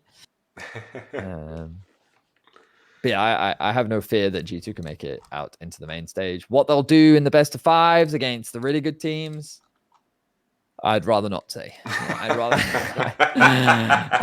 rather leave that in the air, you know, open to interpretation is how I'll leave that. Okay. Yeah. One of those paintings where someone just throws paint on the wall. And like, this costs $50 million. This is Yeah. I'm just gonna throw like G2 will play League of Legends. Interpret that how you will. That's a good bar to set. We'll see if they play League of Legends. We shall see. I think also just wanted to highlight the game 3 draft was also like kind of was so absurd. It's like they played Annie for the first time, played Zeri Lulu. Caps' like, Annie was sad, man. Yeah. it was very sad. The Zeri and the Lulu, and then 4-5 Belvet Darius. I thought they were gonna pick Ornn here. I was like, oh, they're gonna pick Ornn. It's gonna be a big one, and they did. Oh, it could have been a good one actually. That's a great point. Let's pick Darius. Nobody likes Ornn anymore. Malphite Sion is banned. It's like, imagine pick Ornn here. It's gonna W this the is why we need Blitzcrank hooks. Bwippo, man. Bwippo would just fucking he'd lock that shit in. Yes. I think the next best team to make this as clickbaity as possible, Fnatic. The whole copium story of Fnatic is the team that was the closest one to beat Mad Lions. Wow, what time do you have to go? Because I know you had a coaching session. I have 55 minutes. 55 minutes? Okay, perfect. All right. We can speedrun the other teams. That's fine. Yes, the speedrunning. Fnatic. Okay, Fnatic, baby. here's what I'll say. You're really good at band-aiding problems, Yamato. You're a coach that you've had the high highs of some of the best teams in the league and the low lows of some teams that you've struggled to help improve, you know? And so you can analyze the situation immediately and go, this is a team that I can invest in and help them grow, i.e. Vitality, a team that you cultivated and helped grow into a fantastic, very talented team. And then sometimes you've got a band-aid because the struggles are too big and you've got to figure out solutions in the short term. A lot of people A lot of fans argued that Fnatic improved. Personally, I think they did a lot of band-aiding. I Yes, yes. think that they were able to find champions that they could be comfortable on. I felt like that Humanoid playing better definitely helped. My hot take is that of our mids, in terms of performance, this split, Humanoid was the best one based on his group stage performance. If Humanoid had gotten to best of fives, I think people would have seen how well that he was playing. In my opinion, he was the best performing mid. Maybe that's a super hot take, but like I thought in the best of threes, he individually was incredibly good. And I think that that really helped Fnatic a lot because when Marek Brazda is on form, it just makes it so much easier to play the game. But bot lane found comfort picks. Oscar Rinnan gained a lot more confidence, and he was able to find a bunch of champions that he was confident on. And I think that the second that they found comfort, that was the starting point. Like that was the band-aid that they needed to be able to start working more as a team. And it kind of just, they stopped putting themselves in a hole just from draft. And because they could already like actually had ways to win the game, then it made the game easier to play for them. But I don't think as a team that they actually improved that much. I don't think that they changed fundamentally their play style. Individually, some of them stepped up, sure. I think you can give props there. Like I think Reckless definitely, like Reckless, I think was already very solid, and I think he got better. But I think Razok was still pretty inconsistent. I think Humanoid played well. I think Advian had like very up and down, you know, like an Oscar Rinnan, he got focused in a couple of games. Was it their series versus Mad where he just got camped? Yeah, well, camped and camped. Like he got TF ganked once and then he just never recovered. Yeah. No, I So think your take is very fair, yeah. I also felt in the regular season that they got victories because of like big draft gaps. Like especially yeah, against G2, I think that was a big one. And I think against Mad Lions too, it was like the Brom, Sejuani, Jinx versus like this all-in composition that Mad Lions pieced together. And I think they yeah, managed to limp in. And then I think that in hindsight, at the time, Group A looked like the Group A play was so much weaker than the Group B play. yeah, I think that Mad Lions definitely played better in the BO5s later down the line than they did against Fnatic. But the level of play was rather low, in my yeah. opinion, in Group A. I agree. I think that if you would argue for Humanoid being the best performer, I think that's fair. It's always so difficult when you have a smaller volume of Yeah. games. But if Especially if you take into consideration the regular season where I don't think he played well, like a lot of my opinion is based off of the 6 games that he played in the group stages, you know. yeah, no, I think that's fair. Yeah, I think Oscarinin. I think that he showed like inexperience, which is completely natural and normal. I think when he didn't have like Jack's Olaf angles and things played out cleanly for him, I think that he wasn't impactful. Like I didn't think he was impactful at all in the series between Fnatic and Mad, and I think that's perfectly fine. I think Yeah. Advien had a very hard time figuring out his role in fights, but I think that the Blitzcrank game was definitely like a really good game from him, where he could have played some situations better, but he had a good Blitzcrank game, I would say. Fair. In my mind, though, the main question is like, where is a team like Fnatic going? Yeah, man, I don't know. Did you see that Reddit thread where it talked about like I think that their language should have been different because it should have I think what they did was the percentage of scenarios in which a team can make season finals. And Fnatic's like right down there where they need top 3 to even get a chance of qualifying for season finals because of the number of points that they have. See, Yeah. that's hard. That's Yeah. hard. It's like I have a lot more faith in some of the other teams around them improving over Yep. Fnatic. And I think that this team will just live and die by the performance of Razork and Humanoid because I think they are the only players that have the individual capacity to like compete with the best in the league.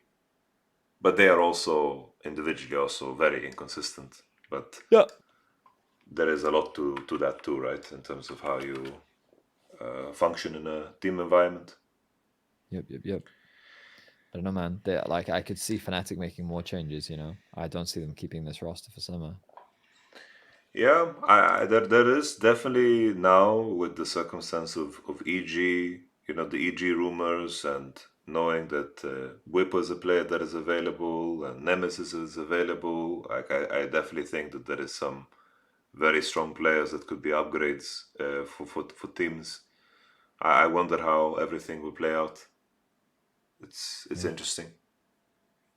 But Very yeah, interesting. right now things are looking very dire for Fnatic. They need to have an incredible summer in order to make it to the season finals. Oh, pretty crazy summer for sure. Yep. Okay. Fnatic, yeah, they could have for sure ended against Mad. I think I have to say though, I don't think that they would have made the run all the way. No, I don't think so either. There is no way. I think the finals would have been G2 BDS. Yep, So I think it would have been. yep. But maybe, just maybe. Wow, we really did get a different multiverse timeline there. Huh? What a different world we could have been living in. Yeah, I've been in those situations too. It's like after we won against XL, we were about to get 3-0'd. As they're pushing our Nexus, and then the Severe gets Gragas Woody Fruited.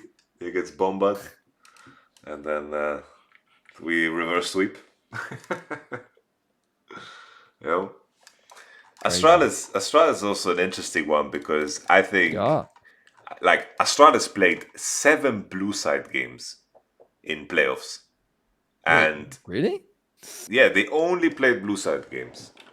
And I have to say I was so disappointed by them. I was so disappointed by them. They seem to have this edge that they figured out their own identity and then they just completely like go against it. You know? It's like 113 is playing Maokai every game. It's like, are you seeing what he's doing on Maokai Astralis? He doesn't want to play it. It's so clear that he doesn't want to play it. My man is dying level 1 every game. He's dying level 3 every game. Unless Mad Lions fucking turn off their minimap. And he gets a double kill on bot. And then they were also very slow in regards to figuring out the bot lane meta. It's like they were the team that really enjoyed the Zaya and like one game they played Civi Rakan. I have no clue what the fuck that was. It's like they were very slow to adapt to the whole Jinx Zeri lifestyle. I think that was tough for them. But I was so surprised. I thought that this would be a team that just leans into red side and tries to pick later for leaders so he doesn't, completely run it down in the draft for his homies. Yep. And then the funniest thing is, right, it's like that Astralis versus Mad Lions game, the losing game for them. I thought, wow, this is finally a good Zed game. And then he picks Talon. Yeah. I couldn't believe it. I couldn't believe it. Which is it. I'm the most disappointed because I know that leader is really good. Kobe and Yonghun are really fucking good. 113 and Finn, they have their moments. So I had so high hopes for them coming into this because they did show a very good grasp of the fundamentals of the game. Like they were very good at fighting around mid, very good at fighting around objectives, forcing Nash when they had advantageous positions. They played good League of Legends, but they just end up playing these drafts that are just plain and simple losing from the get-go, I thought. Well, what's your take, Mr. Andy Day? I think that's super fair. Like, frankly, I've already forgotten a lot of what made me impressed about Astralis. Like after the regular season, I just loved the adaptations that they were making in terms of like leaders showcasing his flexibility in mid and the fact that Kobe could always find ways to get ahead. And it felt like they had like a very defined like mid into bot play style. Often when they struggled the most was when 113 did something really stupid early and then leader like had a losing matchup where he really needs his jungler and then he doesn't have one. But then even then, they always found ways to come back into games. They were like a very scrappy team. Their team fighting was always very good because of how talented Leader and Kobe were, along with the fact that Jonghoon, like, I remember some of his Nami gameplay where like his tidal waves or like the bubbles were such great timing.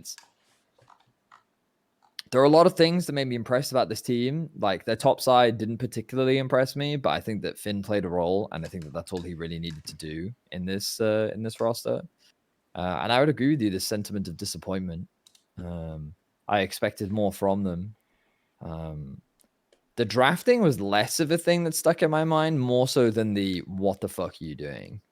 You know, it still sits in my head where I remember looking at this river fight, and 113 is just face checking, Yeah. and I'm like, what are you doing? Like, you and your support are alone because your AD carry. I think it was like mid jungle support, and their AD carry wasn't even there yet. The Xayah wasn't there. And then like the mid laner gets zoned out or chunked out for whatever reason. So it's just 113 and Jonghoon just sitting in the river, like trying to contest his dragon. And I'm like, it was absurd. It was so strange. yeah. And like, that's the thing that bothered me the most, where I was just like, this is like 8th, 9th, 10th place level performance right now. This is what are you doing? Why are you? And I watched one of your videos where after the regular season, you were saying, and I quoted you on it. Oh no, on Euphoria. I quoted you on Euphoria, but for a different thing, not for this one. Where you said that you could see the argument for 113 being the best performing juggler of the regular season. Yeah. You weren't sitting there saying that like, I'm going to die on this sword, but you made the statement, if you were to argue 113 was the best performing jungler, I could see that argument, And I was like, that's a very fair point. So to then have him do what he did in the best of threes, I don't know, man. I don't know what happened. I felt like that the vibe was good with the team. I thought that they'd figured out how they want to play. The biggest takeaway for me though for Astralis, Kobe stocks through the roof right now, man. Yep. Like he has done a great job for himself, advertising himself in what has been a hyper competitive 80 carry league. Right now, a lot of people have their eyes on Kobe and will be like, he's playing some of the best league he's ever played in his career. And like, props to him, man, because he's had a long career. I believe he joined the league with you, Splice, 2016. Yeah. And this is his 7th year of playing. It's crazy. So for him to be peaking now, like, good for him, man. Good for fucking him. Because like, that is not fucking easy. That poor boy has gone through so much. The fact that like he got given a shot on TSM and things just fell apart. He got torn apart by the TSM fans. And then like he struggled to find his space on another team. And then the impression I got, and I think a lot of people got, was like he's just going to kind of rot away on Astralis, But that boy has proved himself by far and away. Like he has worked his fucking ass off, and you can see that work and the effort that he has put in. And I have nothing but respect for him because to have the motivation to continue to try and improve must be so difficult when you've had such a challenging career overall. So like, props to him. I hope that he can I believe that if he maintains his performance, he can find a really strong team next year. And I'm optimistic for his future because he's playing super well. For sure. Yeah. Kobe was fantastic. Really, really good. I think I'm in full agreement. I think Kobe should be an attractive prospect for any of the teams that are looking for an upgrade in the AD carry position. Having a hard time thinking exactly where that would be because there's a lot of good ADs. It's like, for sure, Kazi has proven himself again, right? It's like, it's hard not to appreciate what Kazi has done for Matt. If Matt maybe didn't play, if the whole playoff run didn't play out the same way, maybe that would be like a potential upgrade. But I think Kazi is perfect for Mad Lions. Yeah, agree. And then there's Crowny, Upset, and Sama. It's hard to make that jump. But anywhere else, I'll be like, yeah, okay. I think Exokick also deserves a little bit more time, but Yeah. I agreed. I think Kobe was fantastic, even But in the series. would you put Kobe in one of your top 3? You know, the top 3 is so fucking hard. Yeah, I know. But you're the one that says we have to make that tier list later, so we're gonna have to think about it. Yeah. Let's go through the rest of the teams and let's jump into Yeah. it. Anything that stands out to you as something that you're passionate about? SK was quite uninteresting to me this Yeah, spring. I think you want to talk about not improving. That was SK to me. I don't think that they changed at all, and I think they got worse. Poor Exakick. I don't know what happened to him, bro. From 2v2 killing like every bot lane in the league to whatever the fuck he was doing this split. Honestly, DOS was also on some smoke. Like my man Yeah, was for sure. dying left and right, and it was rough. At some point, it's like they regress to like week 1 winter. It's like where they're just taking bad fights, they're not connecting, no clear game idea, bad read on meta. All of the Yeah. things that they got praised for in winter later on in the season, just wasn't there anymore. And more detail than that, I don't have access to because it's just kind of like a fucking, it's just a fucking blur at this point. Yeah. So goodbye, SK. You- I hope you guys do better. You have to. I do mean, like, better. I remember, like, being in story meetings where our main consensus was that when they looked their best, it was when they were just playing through their bot. Funnily enough, like, I think SK and BDS had a very similar approach to the game. BDS just managed to refine that approach to a much higher level than what SK have done. You? I think that if you wanted to compare the teams, SK and BDS really aren't that different. I think Shio and Labrov are just much better than their counterparts in terms 100%. Yeah, I think that's totally fair. in terms of how they set up Crowley for success and give him advantages. They are Yep. they're much better. Yep. I think that would be like the underlying difference.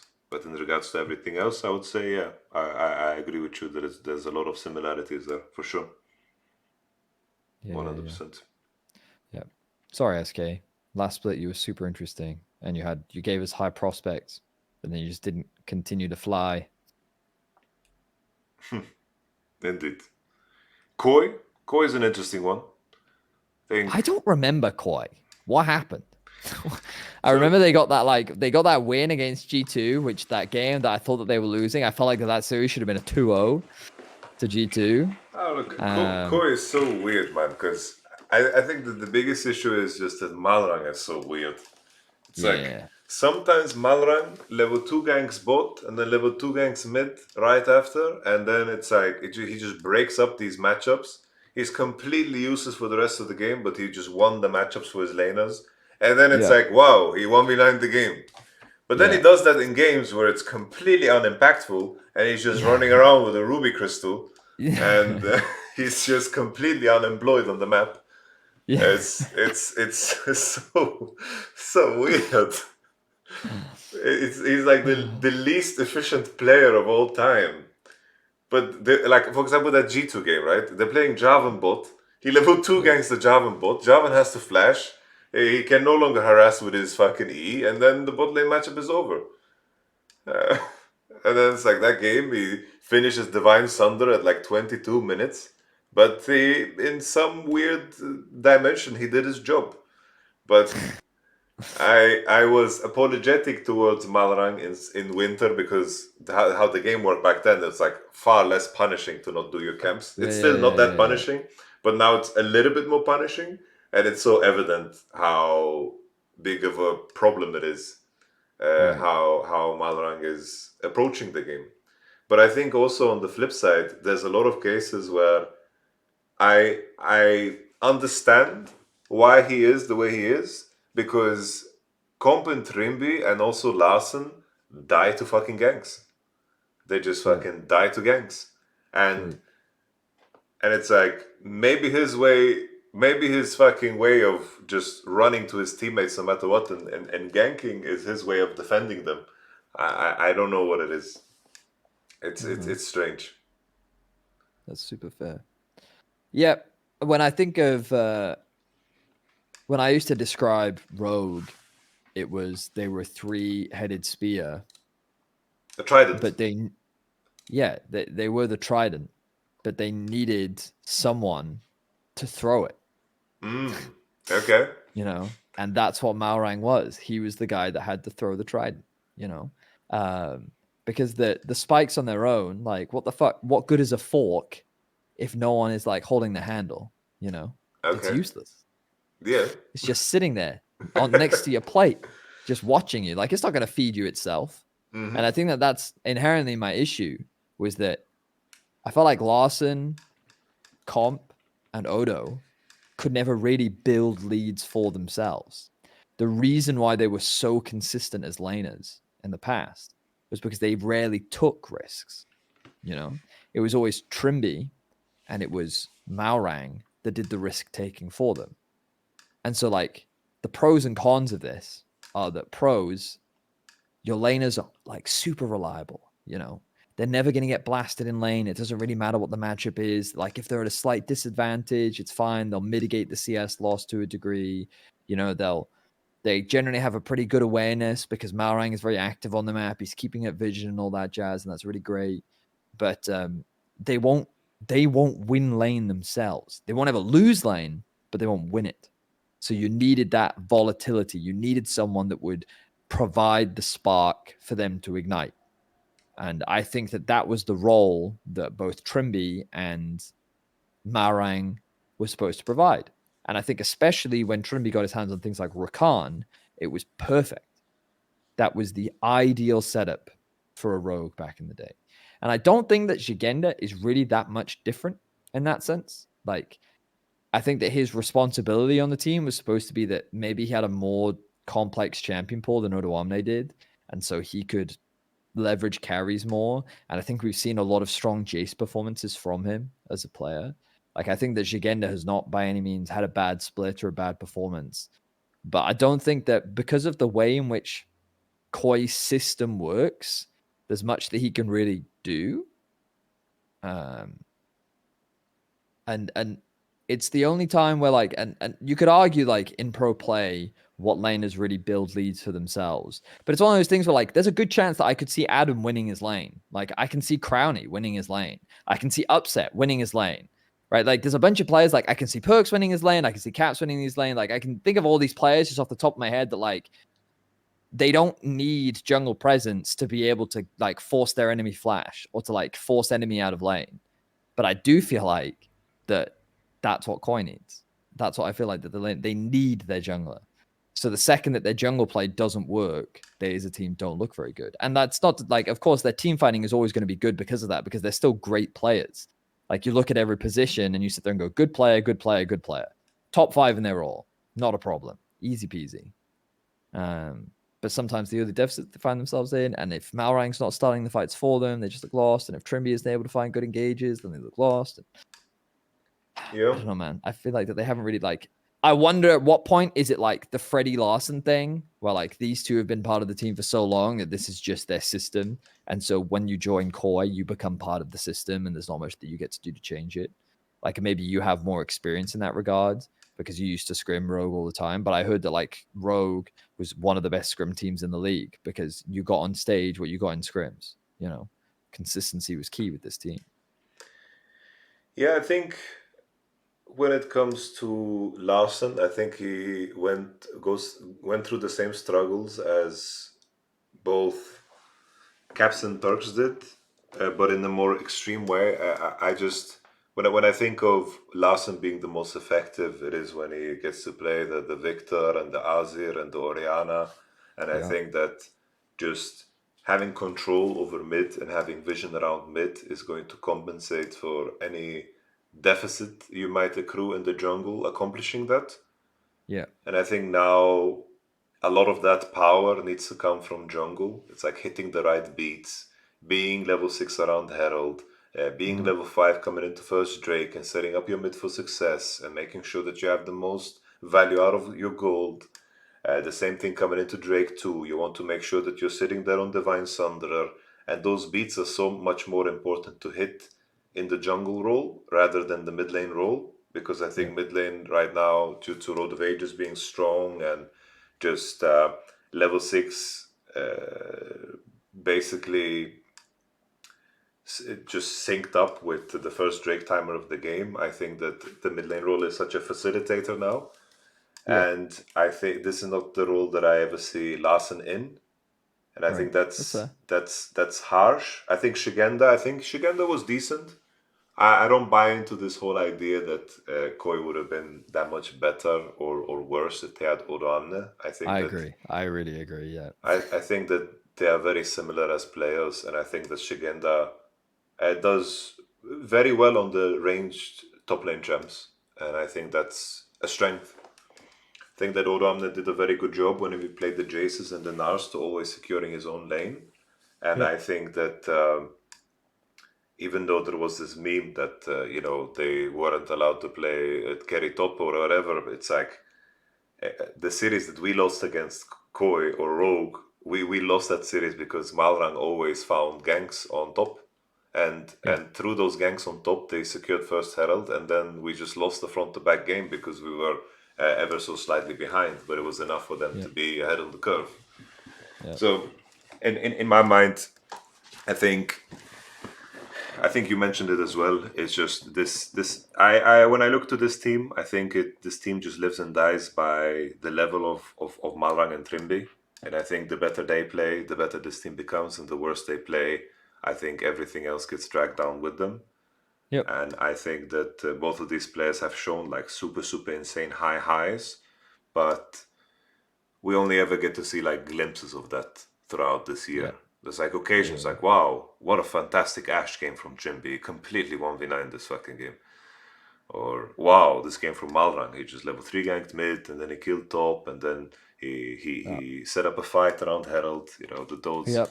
Those things that connect, I think it usually stems from those two, and I wonder which direction Rogue will go in, because in the end they've had two very similar splits. And are they going to go into summer expecting things are going to be different? I think that if they have the same roster, I think it's going to play out the same in summer. It's hard for me to imagine anything different, because the core of the dynamic has been the same for 1.5 years. Yep. I agree. You have summarized my thoughts perfectly. Lovely. What teams are we missing? Is it only the teams that didn't make it out? Exile we haven't talked about. Team Heretics. Heretics. I just think Heretics need roster changes, bro. That's what I think they need. Yeah. I mean, would you? Okay, so a lot of people, fans, like, I get it, but would you rate Yankos as the best performing jungler of spring? Because I'll just say off the bat, he's not number one for me. That's not to take away anything from his performance. Obviously, incredibly talented jungler. He really shone on that team because he had to. That was the only way in which they could ever find advantages. But it was hard for me to argue that he was the best performing jungler when I look at players like Elyoya and what they do, I think the fucking hard part about League, and especially us not having pro view, and also it's like as a player within a game, you are such a I don't want to. I can't find a better word, but you're the victim of your circumstance. It's like you're playing a game, and there's going to be a limited opportunity that you can maximize within that game. And some games, there are games where I could play top lane and win. Like let's say I'm watching a JDG game and I see the top lane did fucking fuck all the whole game. They dove bot 3 times and the game was over. I could play top lane, and it doesn't matter how fucking good Bin was in that game. It doesn't fucking matter. It's just that the circumstance of the game allowed it to play out a certain way. But obviously, as you walk into the game, you want to hope that if the circumstance of the game isn't that extreme, that you have a top lane that can play the fucking game. So don't get me wrong. I'm not saying I should be subbed in. I'm just saying that there are some certain games that play out in a way where you don't need to do anything to win, right? And sometimes you could have done everything and you still lost. Like you could have played perfect and still lost. But the issue is we don't have pro view. So whenever there is a bit larger volume of games, it becomes so much easier to accurately assess the power of a player. Of And course. in the context of Jankos, he played 10 games. He played 10 wonderful games. But then in the comparison to Elioya, like he played so many fucking good games. So it's hard to say that Jankos is better than Elioya because it just doesn't make sense. Yeah, I agree with you. I agree with you. Also, there are some people in the chat that being like, these guys are forgetting Elioya's bad regular season. I'm like, yeah, but then how do you weight it more? Are you trying to argue that Jankos' regular season weighs more than Elioya's championship winning jungle games? Like, in the same vein, you could make the other side of the argument, which is like, are you just having recency bias because Elioya won a championship? Like, does that suddenly make him a stronger jungler than Jankos because Jankos just didn't get as many games? Like, if Jankos had gotten to the best of fives, would you be saying the same thing? Like, the problem with our current All Pro format is it looks at the entire split, and Yamato makes a great point, which is that you don't have the same number of games to compare. I don't get to base Jankos off of 18 regular season games, and I don't get to base Elioya off those same 18 regular season games. The irony is fans love to hold us accountable for things like that when like you get a multiple of Mad Lions players in your All Pro who have like really good regular season and the best fives roll around and they don't look the same way and they're like, haha, see, idiots. It's hard. That shit's really fucking difficult. You've judged Jankos on narrative. You've built it for 2 years. I don't really know what that means. Ignore the chat, brother. This But I think they're really interesting because I think that like this debate is really fascinating because like a lot of fans truly believe that Jankos is number one, and like I totally understand where that comes from, and I also think that like Kobe shines more because of the relative strength of his team. You know, like when your expectations are like at a 5, and then a player performs at an 8, that 8 can even look like a 10 because of the circumstances that they find themselves in. A strong Caps performance is like an expectation versus like a strong Kobe performance where it's like because of the strength of the team, when they shine much brighter. And I think that that's exactly the same for Jankos. I think that because he plays so well on a team that is doing really poorly overall, and you can actively, it's like very clear, you can see his impact on the map because of how better he is performing than the people around him. Like it's natural that you're going to want to elevate him and put him to a certain standard. But then like, how do you then compare him to the other top junglers in the league? I just think that it's an interesting debate because I'm not sitting there and saying that anyone is wrong or right. I can totally see the arguments. If you want to rate Jankos as the best jungler in the league, totally fine. If you want to rate Jankos as the third best jungler in the league, I also think that's totally fine.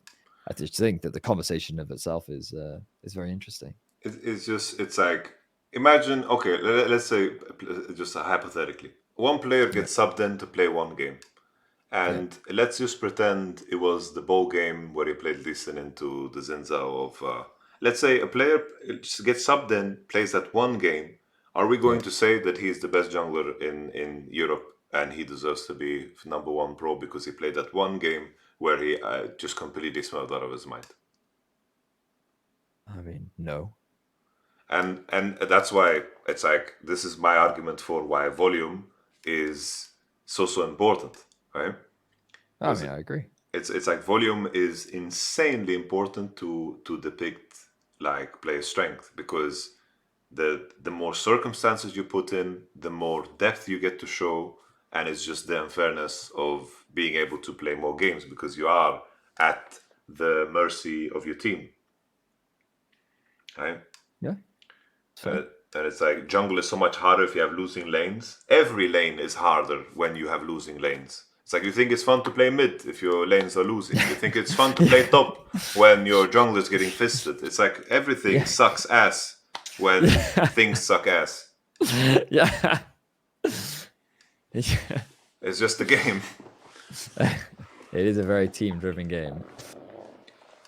It's like Jankos did as much as he could in a lot of those games from level 1 to 5 before shit went south. I think that's fair. I think Jankos had fantastic games and he got griefed and completely destroyed. But, if we were having a conversation, it's like, I'm building a team. Which junglers am I looking at? Is going to be very different from a conversation of who do I think are the best performing junglers of spring, right? That's the important thing. Yeah, that's the really important thing. And that's why things like All Pro are really difficult, because it's one of those things where this is something Yamato also talked about earlier, which was that like you look at Kobe, when even if this split you want to rate him top 3, if you had a choice of any AD carry in the league, are you taking Kobe or are you taking Hansama or are you taking Upset? You know, like it's a really difficult thing to do, really difficult. So yeah, it's rating performance versus building a team are 2 very different questions. Yes. And it's not an easy one to answer.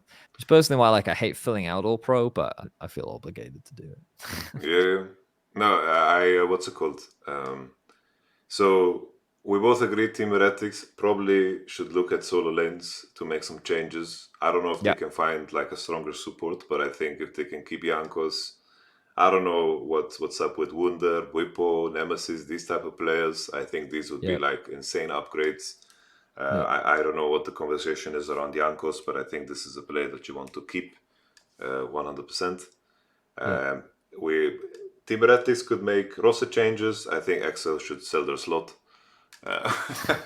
It's Jesus. maybe a bit harsh, but I just don't know where to start there, you know? All right, fair enough. We'll skip Excel. Safe bet. Do you see the tier list? Would you agree with this? I would have put Vitality over Koi. Okay. I also would put I'm Astralis. indifferent over this one. Sure, I would also put Astralis over Fnatic. Okay. I can make that compromise. Yeah. Boom, that's the But, thumbnail. Make a face. Ah!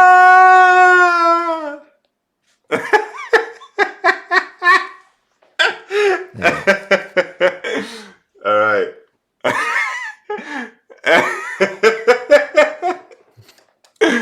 All right. The usual. Let's do our All Pro, brother. Oh god, this is helpful. You know, I have to fill out that form, and I was waiting for this before I filled it out. Nice. All right. I will also read chat. You can all decide what my all pro is. It's totally fine. Nice. I will read every comment. Do the all pro for casters too. Oh shit. No. That's a fucked up request, guys. If they put BB top 3, I'm gonna have a brain hemorrhage. Well, who would you put top 3? Tell me. And then I want your reasons why. You can't just sit there and go, he sucks. Okay? I will not tolerate it.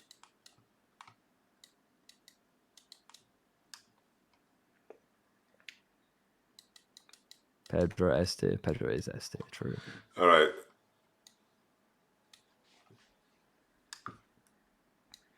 Well, he sucked. We start with AD. I would put Crowny first. Really? If I took the whole year, a whole split into account. You know what? Yeah, fuck it. I'm in. You know, I'm in. Just if taking the whole split into account, I think that he was just whole split into account. I'm in. Yeah, that's what we're doing, right? We're taking the whole split into account. Yeah, we have to take into that. And even the finals, right? I think that he played well. Like of course, yeah. So it's like he was insanely consistent. I think second, it's like where it becomes a little bit trickier because it's like Kazi was a funky one, right? Kazi was funky, Upset, and then we have Hans. And then Koba. These are the homies that are in conversation, right? These are the ones. Yep. And so when you look at like regular season, like Hans, well, this was the whole Band Raven split, you know? Like the man drew a lot of focus, and like his regular season was still good. Like it's a lot of people forget that G2 still finished 6-3 in the regular season, you know?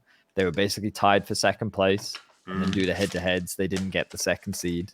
I think in the best of threes, Hans didn't have anywhere near as much impact. I think a big issue of this was just the read. Like they played 3 games of Varus, right? And they were very slow to adjust. And then I think his Zeri performance was very underwhelming, I'd say. But their Lucian Nami was really fucking good. I mean, in terms of consistency, when you look at the whole split, Kobe was probably the most consistent AD carry of the ones on the list. When you Yeah. look from start to finish, like his level of play never really changed.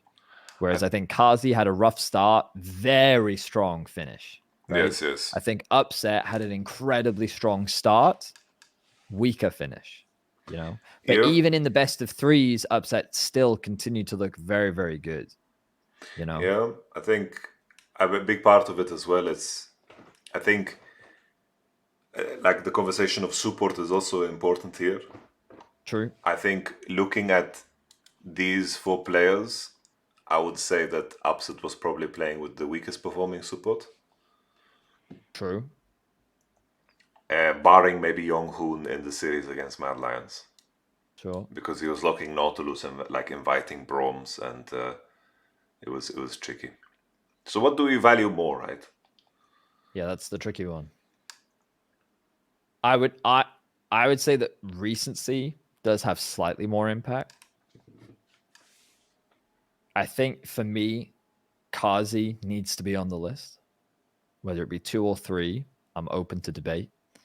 But I think Kazi needs to be on the list. The tricky thing about Kazi as well is like that Ezreal game, like he's a complete psychopath, by the way. Like Yeah. that shit is nuts. Like Yeah. there is no other AD carry that gets away with shit like that, you know? Yeah. So it's like it's like even the series against Fnatic, right? It's like there were some fights he played so atrociously bad, but then at the same time in the same game played pretty damn good. it's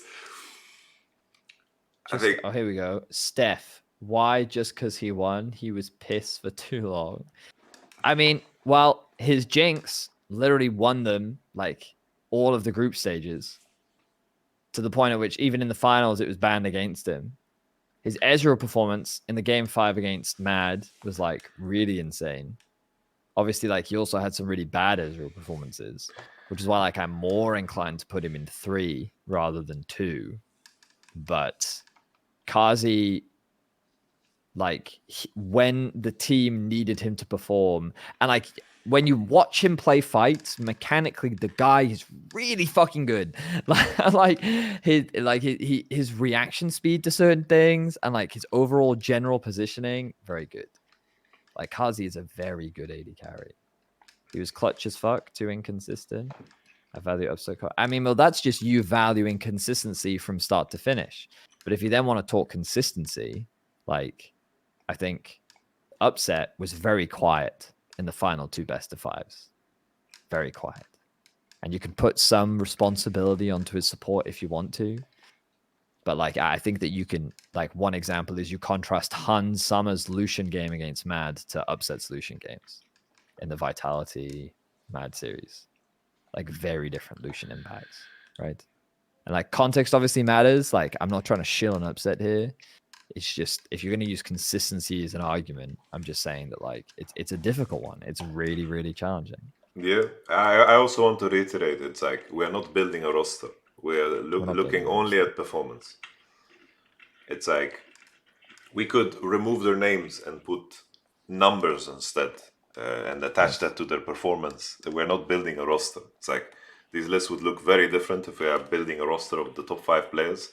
It's like Caps didn't perform so well in playoffs, but he would probably be my number 1 target if I'm making a roster and I want a mid laner.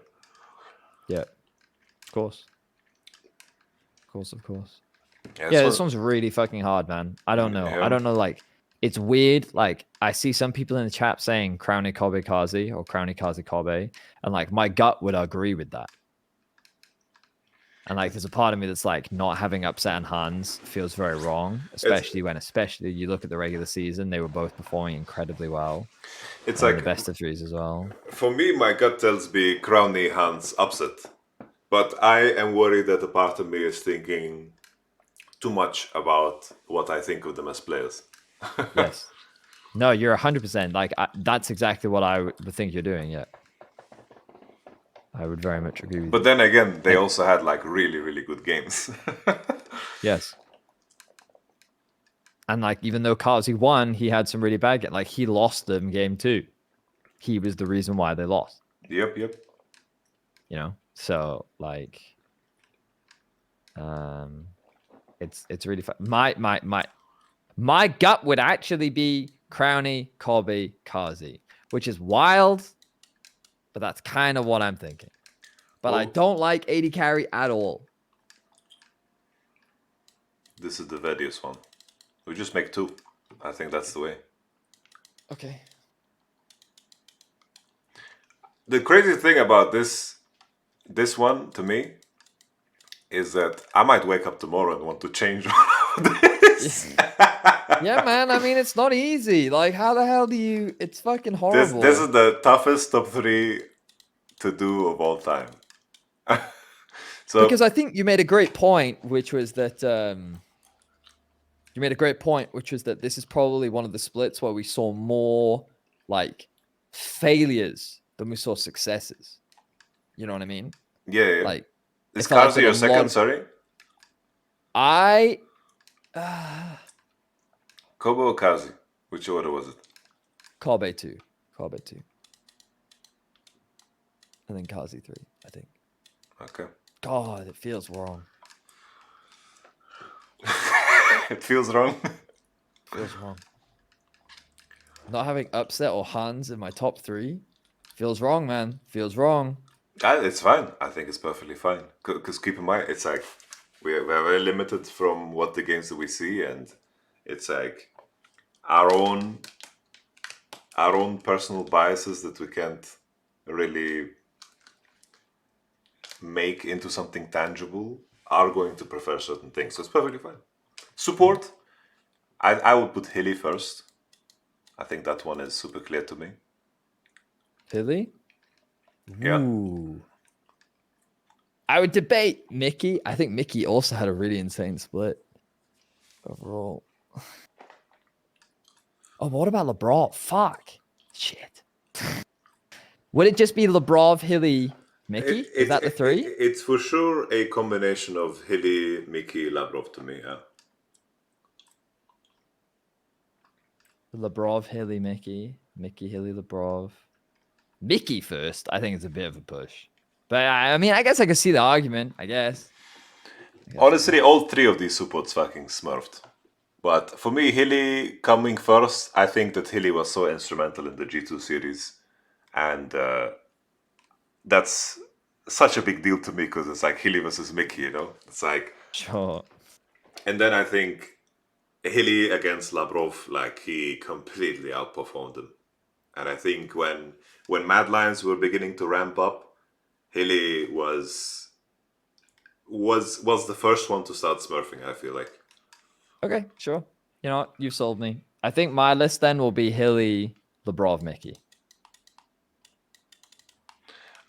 I will put. I feel bad because I think if BDS and G2 were to have played a best of 5, Mickey would have been better than Labrov. But because of what I've seen, based on like the evidence that I've been giving, the results, I'm gonna put Hilly, Labrov, Mickey. Okay.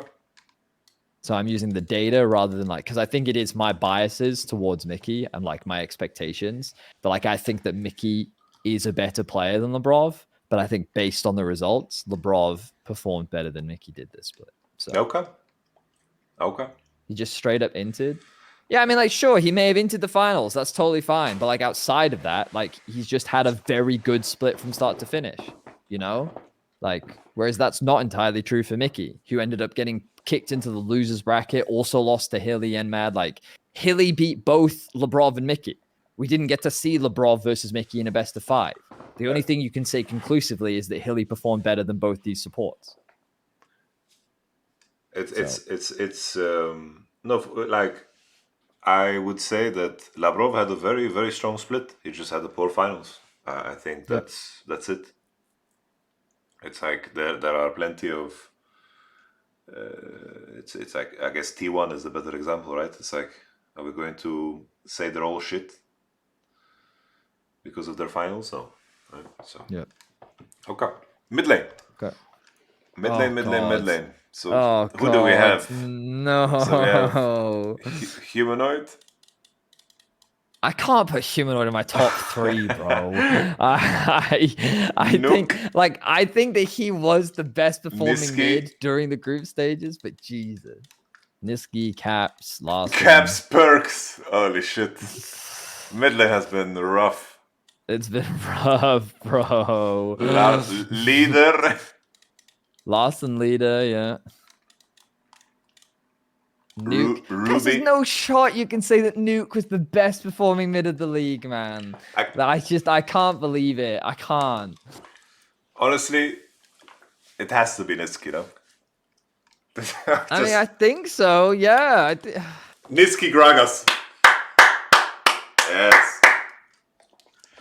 Niski Gragas. Niski. Honestly, it's weird because this split, mid laners needed to play a role that isn't that extravagant and fancy, but Yeah. Niski by far did it the best. He was patient, executed in fights. His ults were fucking flying on Gragas, but at least he's in the game playing Gragas, laning well, you know? I respect that because no one else in the league could do it. It's like, who the fuck else played Gragas in the league? It was only like Abadage. Perks tried, but man, his battles were worse than Niski's. Yeah.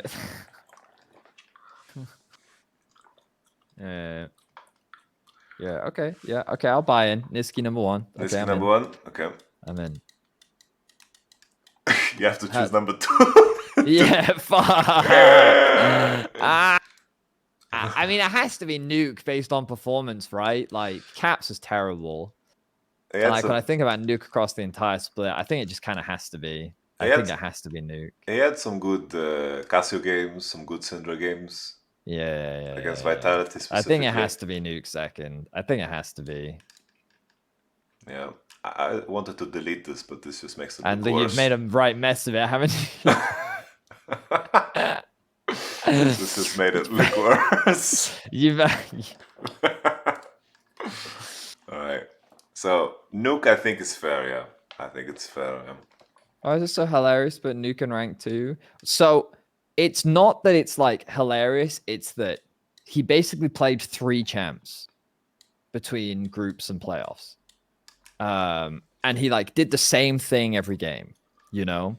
And so I felt like that because to me, it felt like Caps was really underperforming, right? Perks, I think like, I mean, I think Perks was fine, but I also think that, like, Perks made so many like massive mistakes that were consequential to the outcome of the game that like it was one of those things where like it feels shitty to say, but Nuke was kind of a product of like his consistency rewards him in the same way that Niski's does.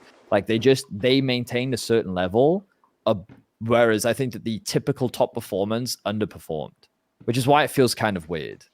Because your expectations would be that, like, if Caps was playing at a ceiling, if Humanoid was playing at their ceiling, like, these are the players that would be sitting at the top alongside Niski. But because they weren't, you then have to rate, like, how far down do you put them? And Perks never lost Vitality a game. Yes, he did. The Ari game against BDS, where he got caught pushing out a side lane top, cost them Baron, cost them the game. It was the Akchan game. I think it was game 1. That was Perks' fault. I think, honestly, I'm trying to think of who to put third, but I think... I mean, my base take would be Humanoid. Yeah? But people will be mad.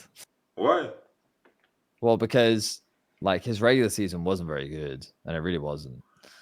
I'm thinking so of... I would be... Like, my issue with Perks is that regular season was really fucking bad for him. But I think the best of threes, he played pretty damn good.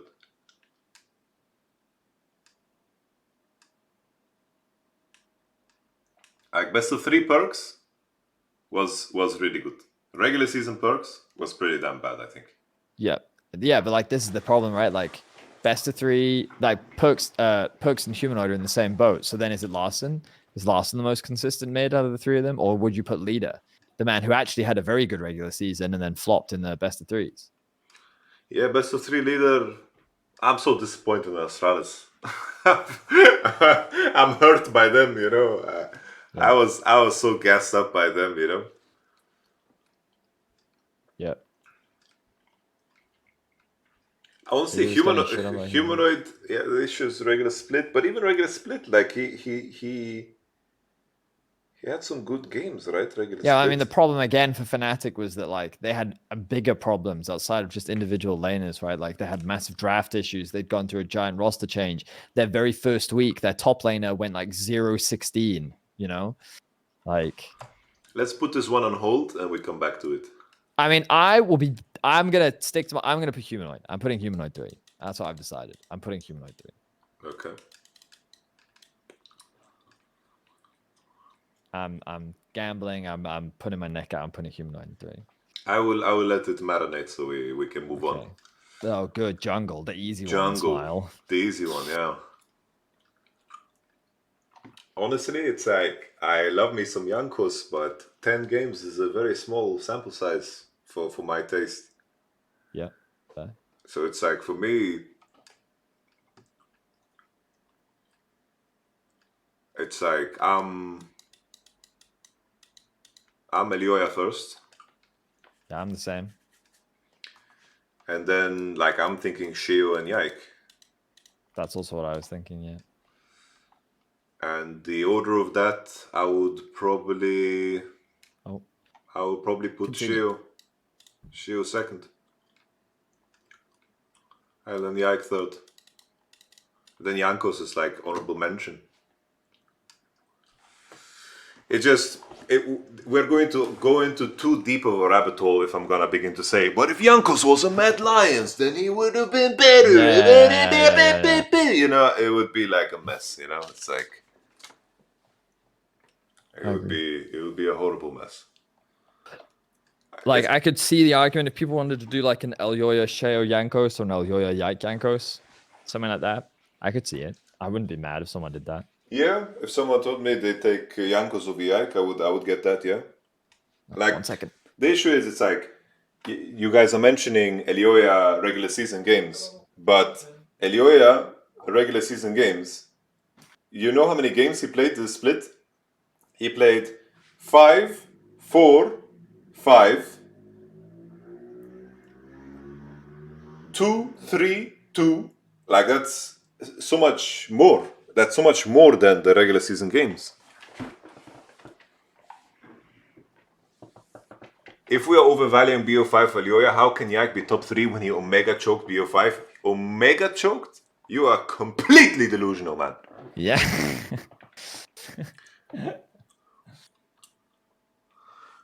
It's like, for example, you look at Yike's game 1, the Viego game, he completely 1v9'd it. Yeah, true. It's like, I remember, it's like, Yike is so bad. Yeah, try playing fucking Javan against Gragas, Wukong, Ezreal, Pike. Not even Malrang on his best day would be able to play Javan in this game. Fucking not even Canyon. Like there's no jungler there.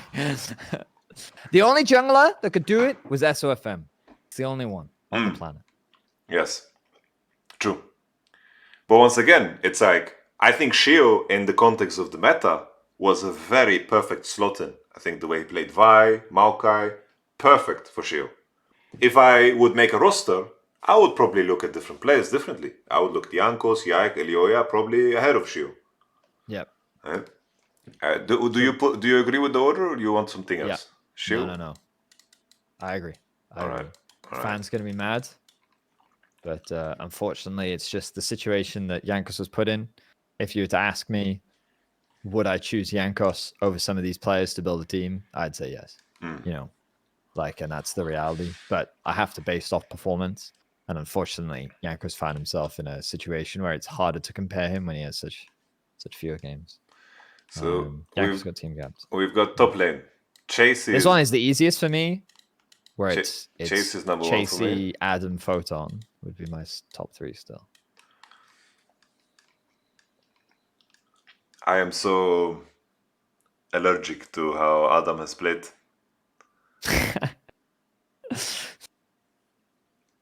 I mean, like, results-wise, dude, his regular season was still very good. In the best of 3s, he did continue to be very good. He absolutely dumpstered Photon in the best That he of 5. did, yeah. He shat on Photon, that's for sure.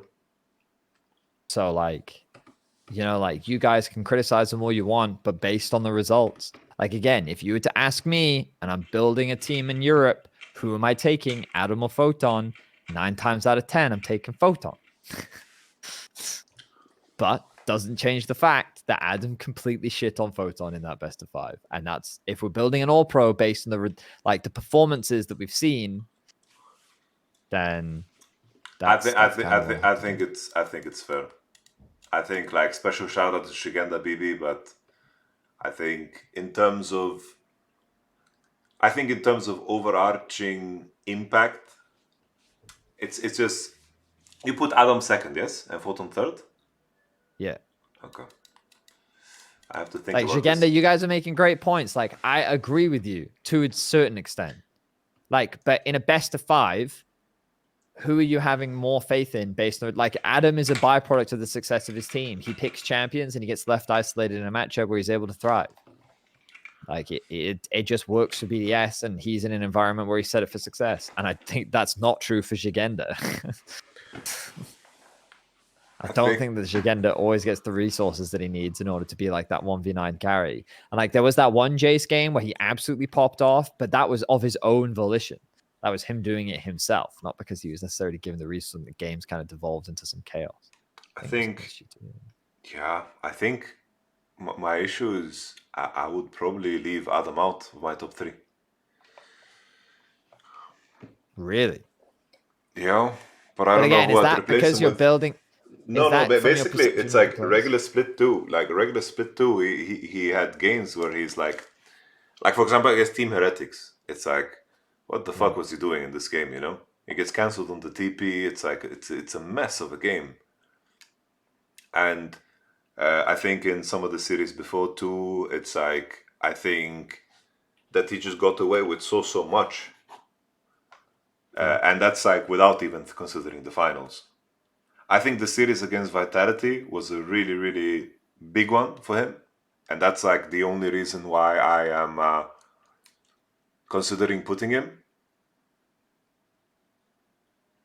But my second issue is like, who would I put instead of him? And there's no one that stands out. So maybe I'm ending up putting up Adam anyway.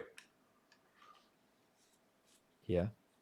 I mean, I agree. I don't think that the top lane role issue has been fixed. Like, who have we got in the league, right? Odo Omne. We've got Ebby. We've got Irrelevant. We've got Broken Blades. We've got Jagenda, Photon, Chasey, Adam. And then I'm missing 2. Who am I missing? Oh, Oscar Rinnin. And then Finn.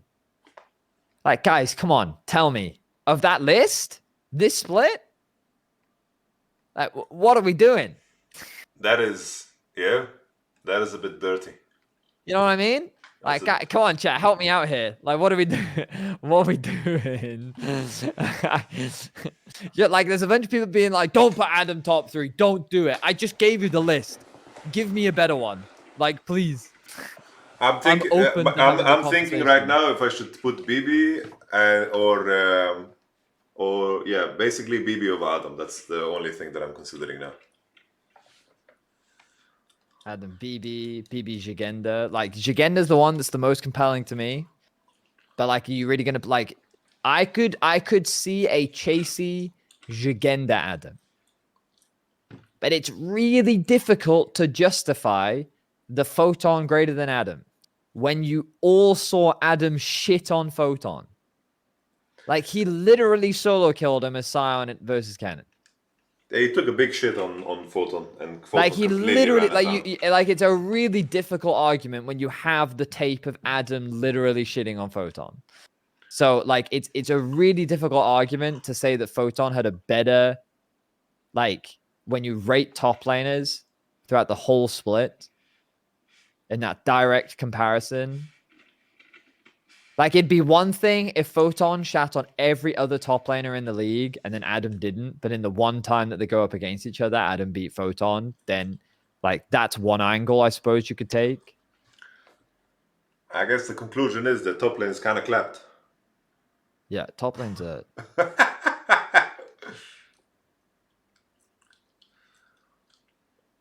I wonder if putting Shigenda as the based angle. What if I just Yeah, remove Photon and Adam? I just put Shigenda and BB.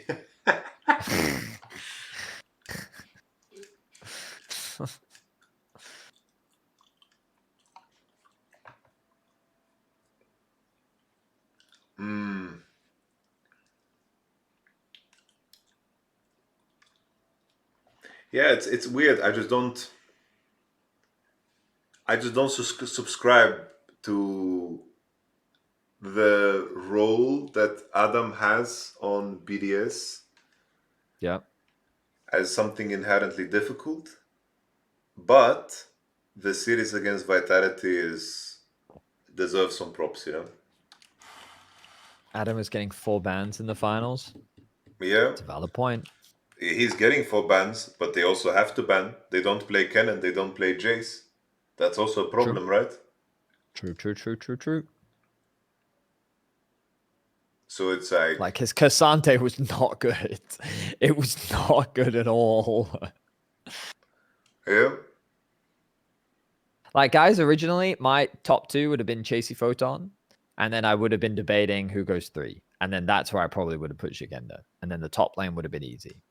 But again, because this top 3 is supposed to be based on spring split performance. Like BDS finished 7-2 during the regular season. Then they didn't drop a game, which means that Adam just by product of design will look better than a team like Vitality, who throughout the best of threes also went undefeated, but then when they directly clashed, you didn't get to see, like, Adam came out on top. So when you kind of look at a result situation in terms of the top lane performers, like originally Chasey wasn't going to be number 1. Chasey gets elevated because of his best of 5 performances. Chasey looked rough during the regular season.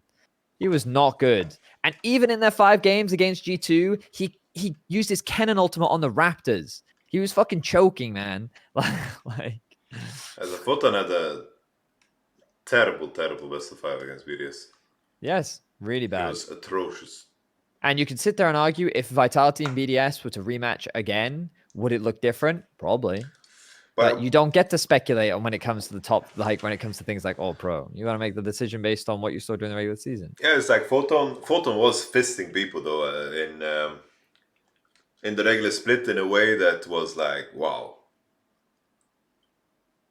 But does that matter? Photon looks so bad against BDS and Mad.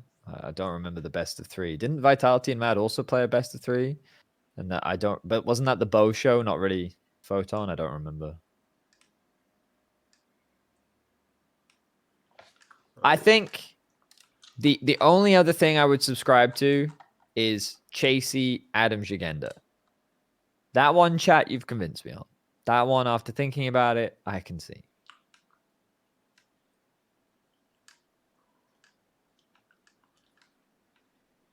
Yeah, the first best of I remember his mall fight. It wasn't that great. Photon and mall fight was kind of badge. Honestly, Chasey Adam fuck BB. top lane, dude. I'm just gonna choose. Fuck something. top lane. I think this wasn't even the hardest one. Fucking mid is the hardest, bro. 80 carry. What the fuck? But at least there's good candidates, so it's like an interesting conversation. Top is like sure. who griefed the least, you know? That is what the top lane conversation is. Who griefed the least?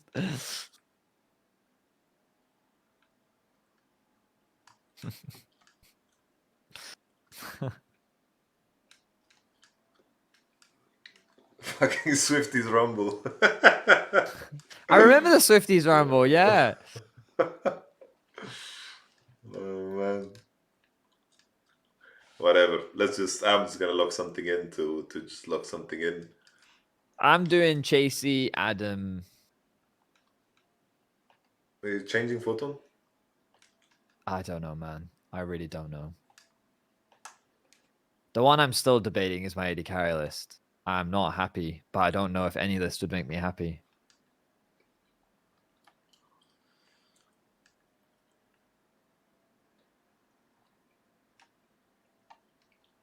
Honestly, I'm feeling Shigenda. Bro, you can't put Photon over Adam and Shigenda, man. Like, that's such a... I'm thinking about removing Photon completely.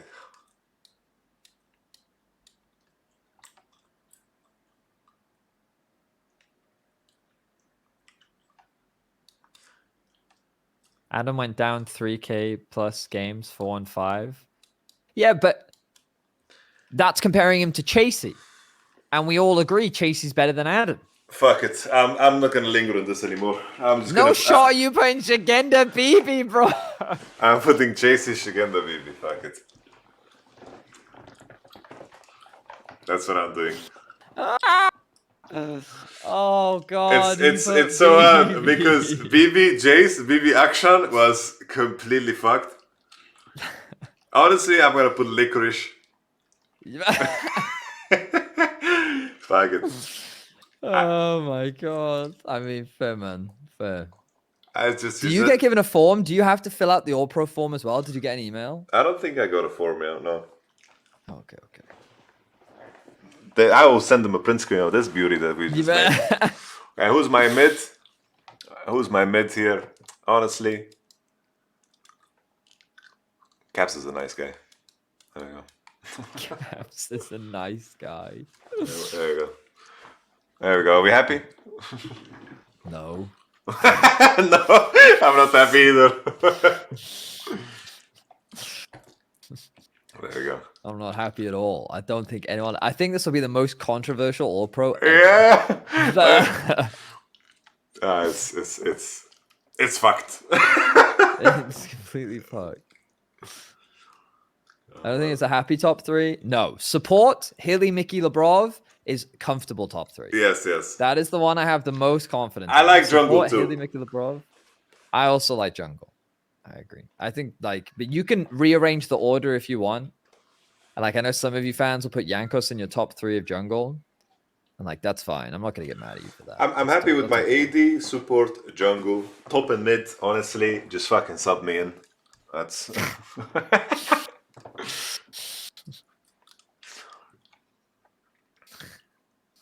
Yeah. I think that's it then, Vedius. You have anything to add, brother?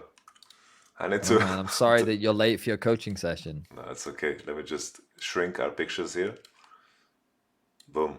That's the thumbnail. It's the second thumbnail. That's the thumbnail. Oh god.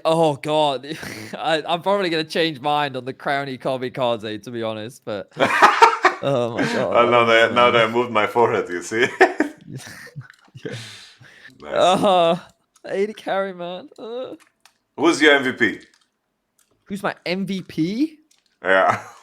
For the whole split. The whole split. I mean, I kind of want to put Kazi, bro. A little bit. Kazi! A little bit. Crowny's a good shout, chat. Crowny's actually a good shout. Crowny's a good shout, yeah. I think I have to put Crowny. I think you've all got a great, like I like it. Elioya, Crowny, Elioya, both great selections. I think Crowny or Hilly. That's where I'm at. I'm less sold on the Hilly thing because I don't think that like he was the difference maker in a lot of games. Like he played well, don't get me wrong, but I already got you wrong.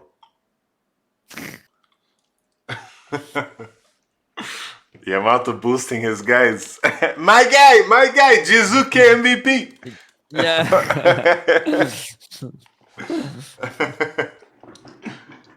Welcome to my nutsack. Okay. Jizuke, third option, MVP. I like it. Nice. Okay, man. All right, it was fun. Vedius. Yeah. Catch you in summer, yeah? We do it again. Yeah. Before Worlds. Yeah. I hope we have... Yeah, man. I hope our solo laners can define themselves a little bit more. Yeah, same, man. Same. Coming into that I part look of forward. the year. I'm going to be watching your reviews of the international games. So, all right. I'll be watching Champions Queue as well. I can give a shout out that I got permission to stream it. Hell yeah, man. See! Hell yeah. It's going to be After a blast. the games, I guess I'm jumping over to Yamato stream. Yes. Nice. Whole MSI, I'll be streaming from 2 all the way till deep in the night. Hell yeah, man. It's going to be a good one. It's gonna be a good one. Okay, cool. Vedius, always Before a pleasure. I go, Yeah. before I go, got 2 things got to say. Go for it. If you're watching this, okay, if you're watching this on the YouTube, thanks for checking it out. You can check out all the other YamatoCannon content on his YouTube channel, his social media. His Twitter is a banger. Always coming up with the one-liners. He's a very funny man, okay? But also, you could have been watching this live. We took questions from the chat all the time, non-stop. The chat was super engaging. They gave us a lot of great suggestions, you know, and you could have been here live. Twitch.tv/YamatoCannon. Okay, you could have been here. Make sure you check out. Make sure you go follow the stream. And you know what? Every month, you get a free Twitch Prime. Every month. And you can use it on your favorite streamer. So what better streamer than your boy YamatoCannon, who's going to be covering MSI. He's going to be giving you deep, insightful content. One of the smartest men in the industry. Make sure you chuck over that free Twitch Prime over to your boy Yamato. And hell, if you don't have a Twitch Prime, just subscribe. It's worth it. Okay? It's totally 100% worth it. It's totally worth it. The man is an absolute legend. All right? So yes, baby! Thank you, so there you go. Thank you. Can end the video here. So he's going to end the video. Goodbye, everyone. Goodbye. Goodbye. And now I have a personal plug to everyone in the Twitch chat. Okay. I have a gin wrap coming out on Friday. Okay? 4 p.m. Gin wrap on Friday. Okay. Look, I even have a link. Okay. I'm doing my own plugs right now. So you've all got to, what you can do is if you're interested, I have a link for you right here. You're releasing at 4 p.m. And here you go. You can click the notify me on this link. Okay. You're releasing it 4 p.m. 44. 4 p.m. on Friday. 4 p.m. on Friday. 4 p.m. on Friday. And you got that 4 p.m. 4:44. 4:40. Oh, I should release it at 4:44. Yes! It should be released at 4:44. Okay, yes! 4:44. We'll release it at 4:44. Beautiful, beautiful. We're going to be reacting to that live over here on this channel as well.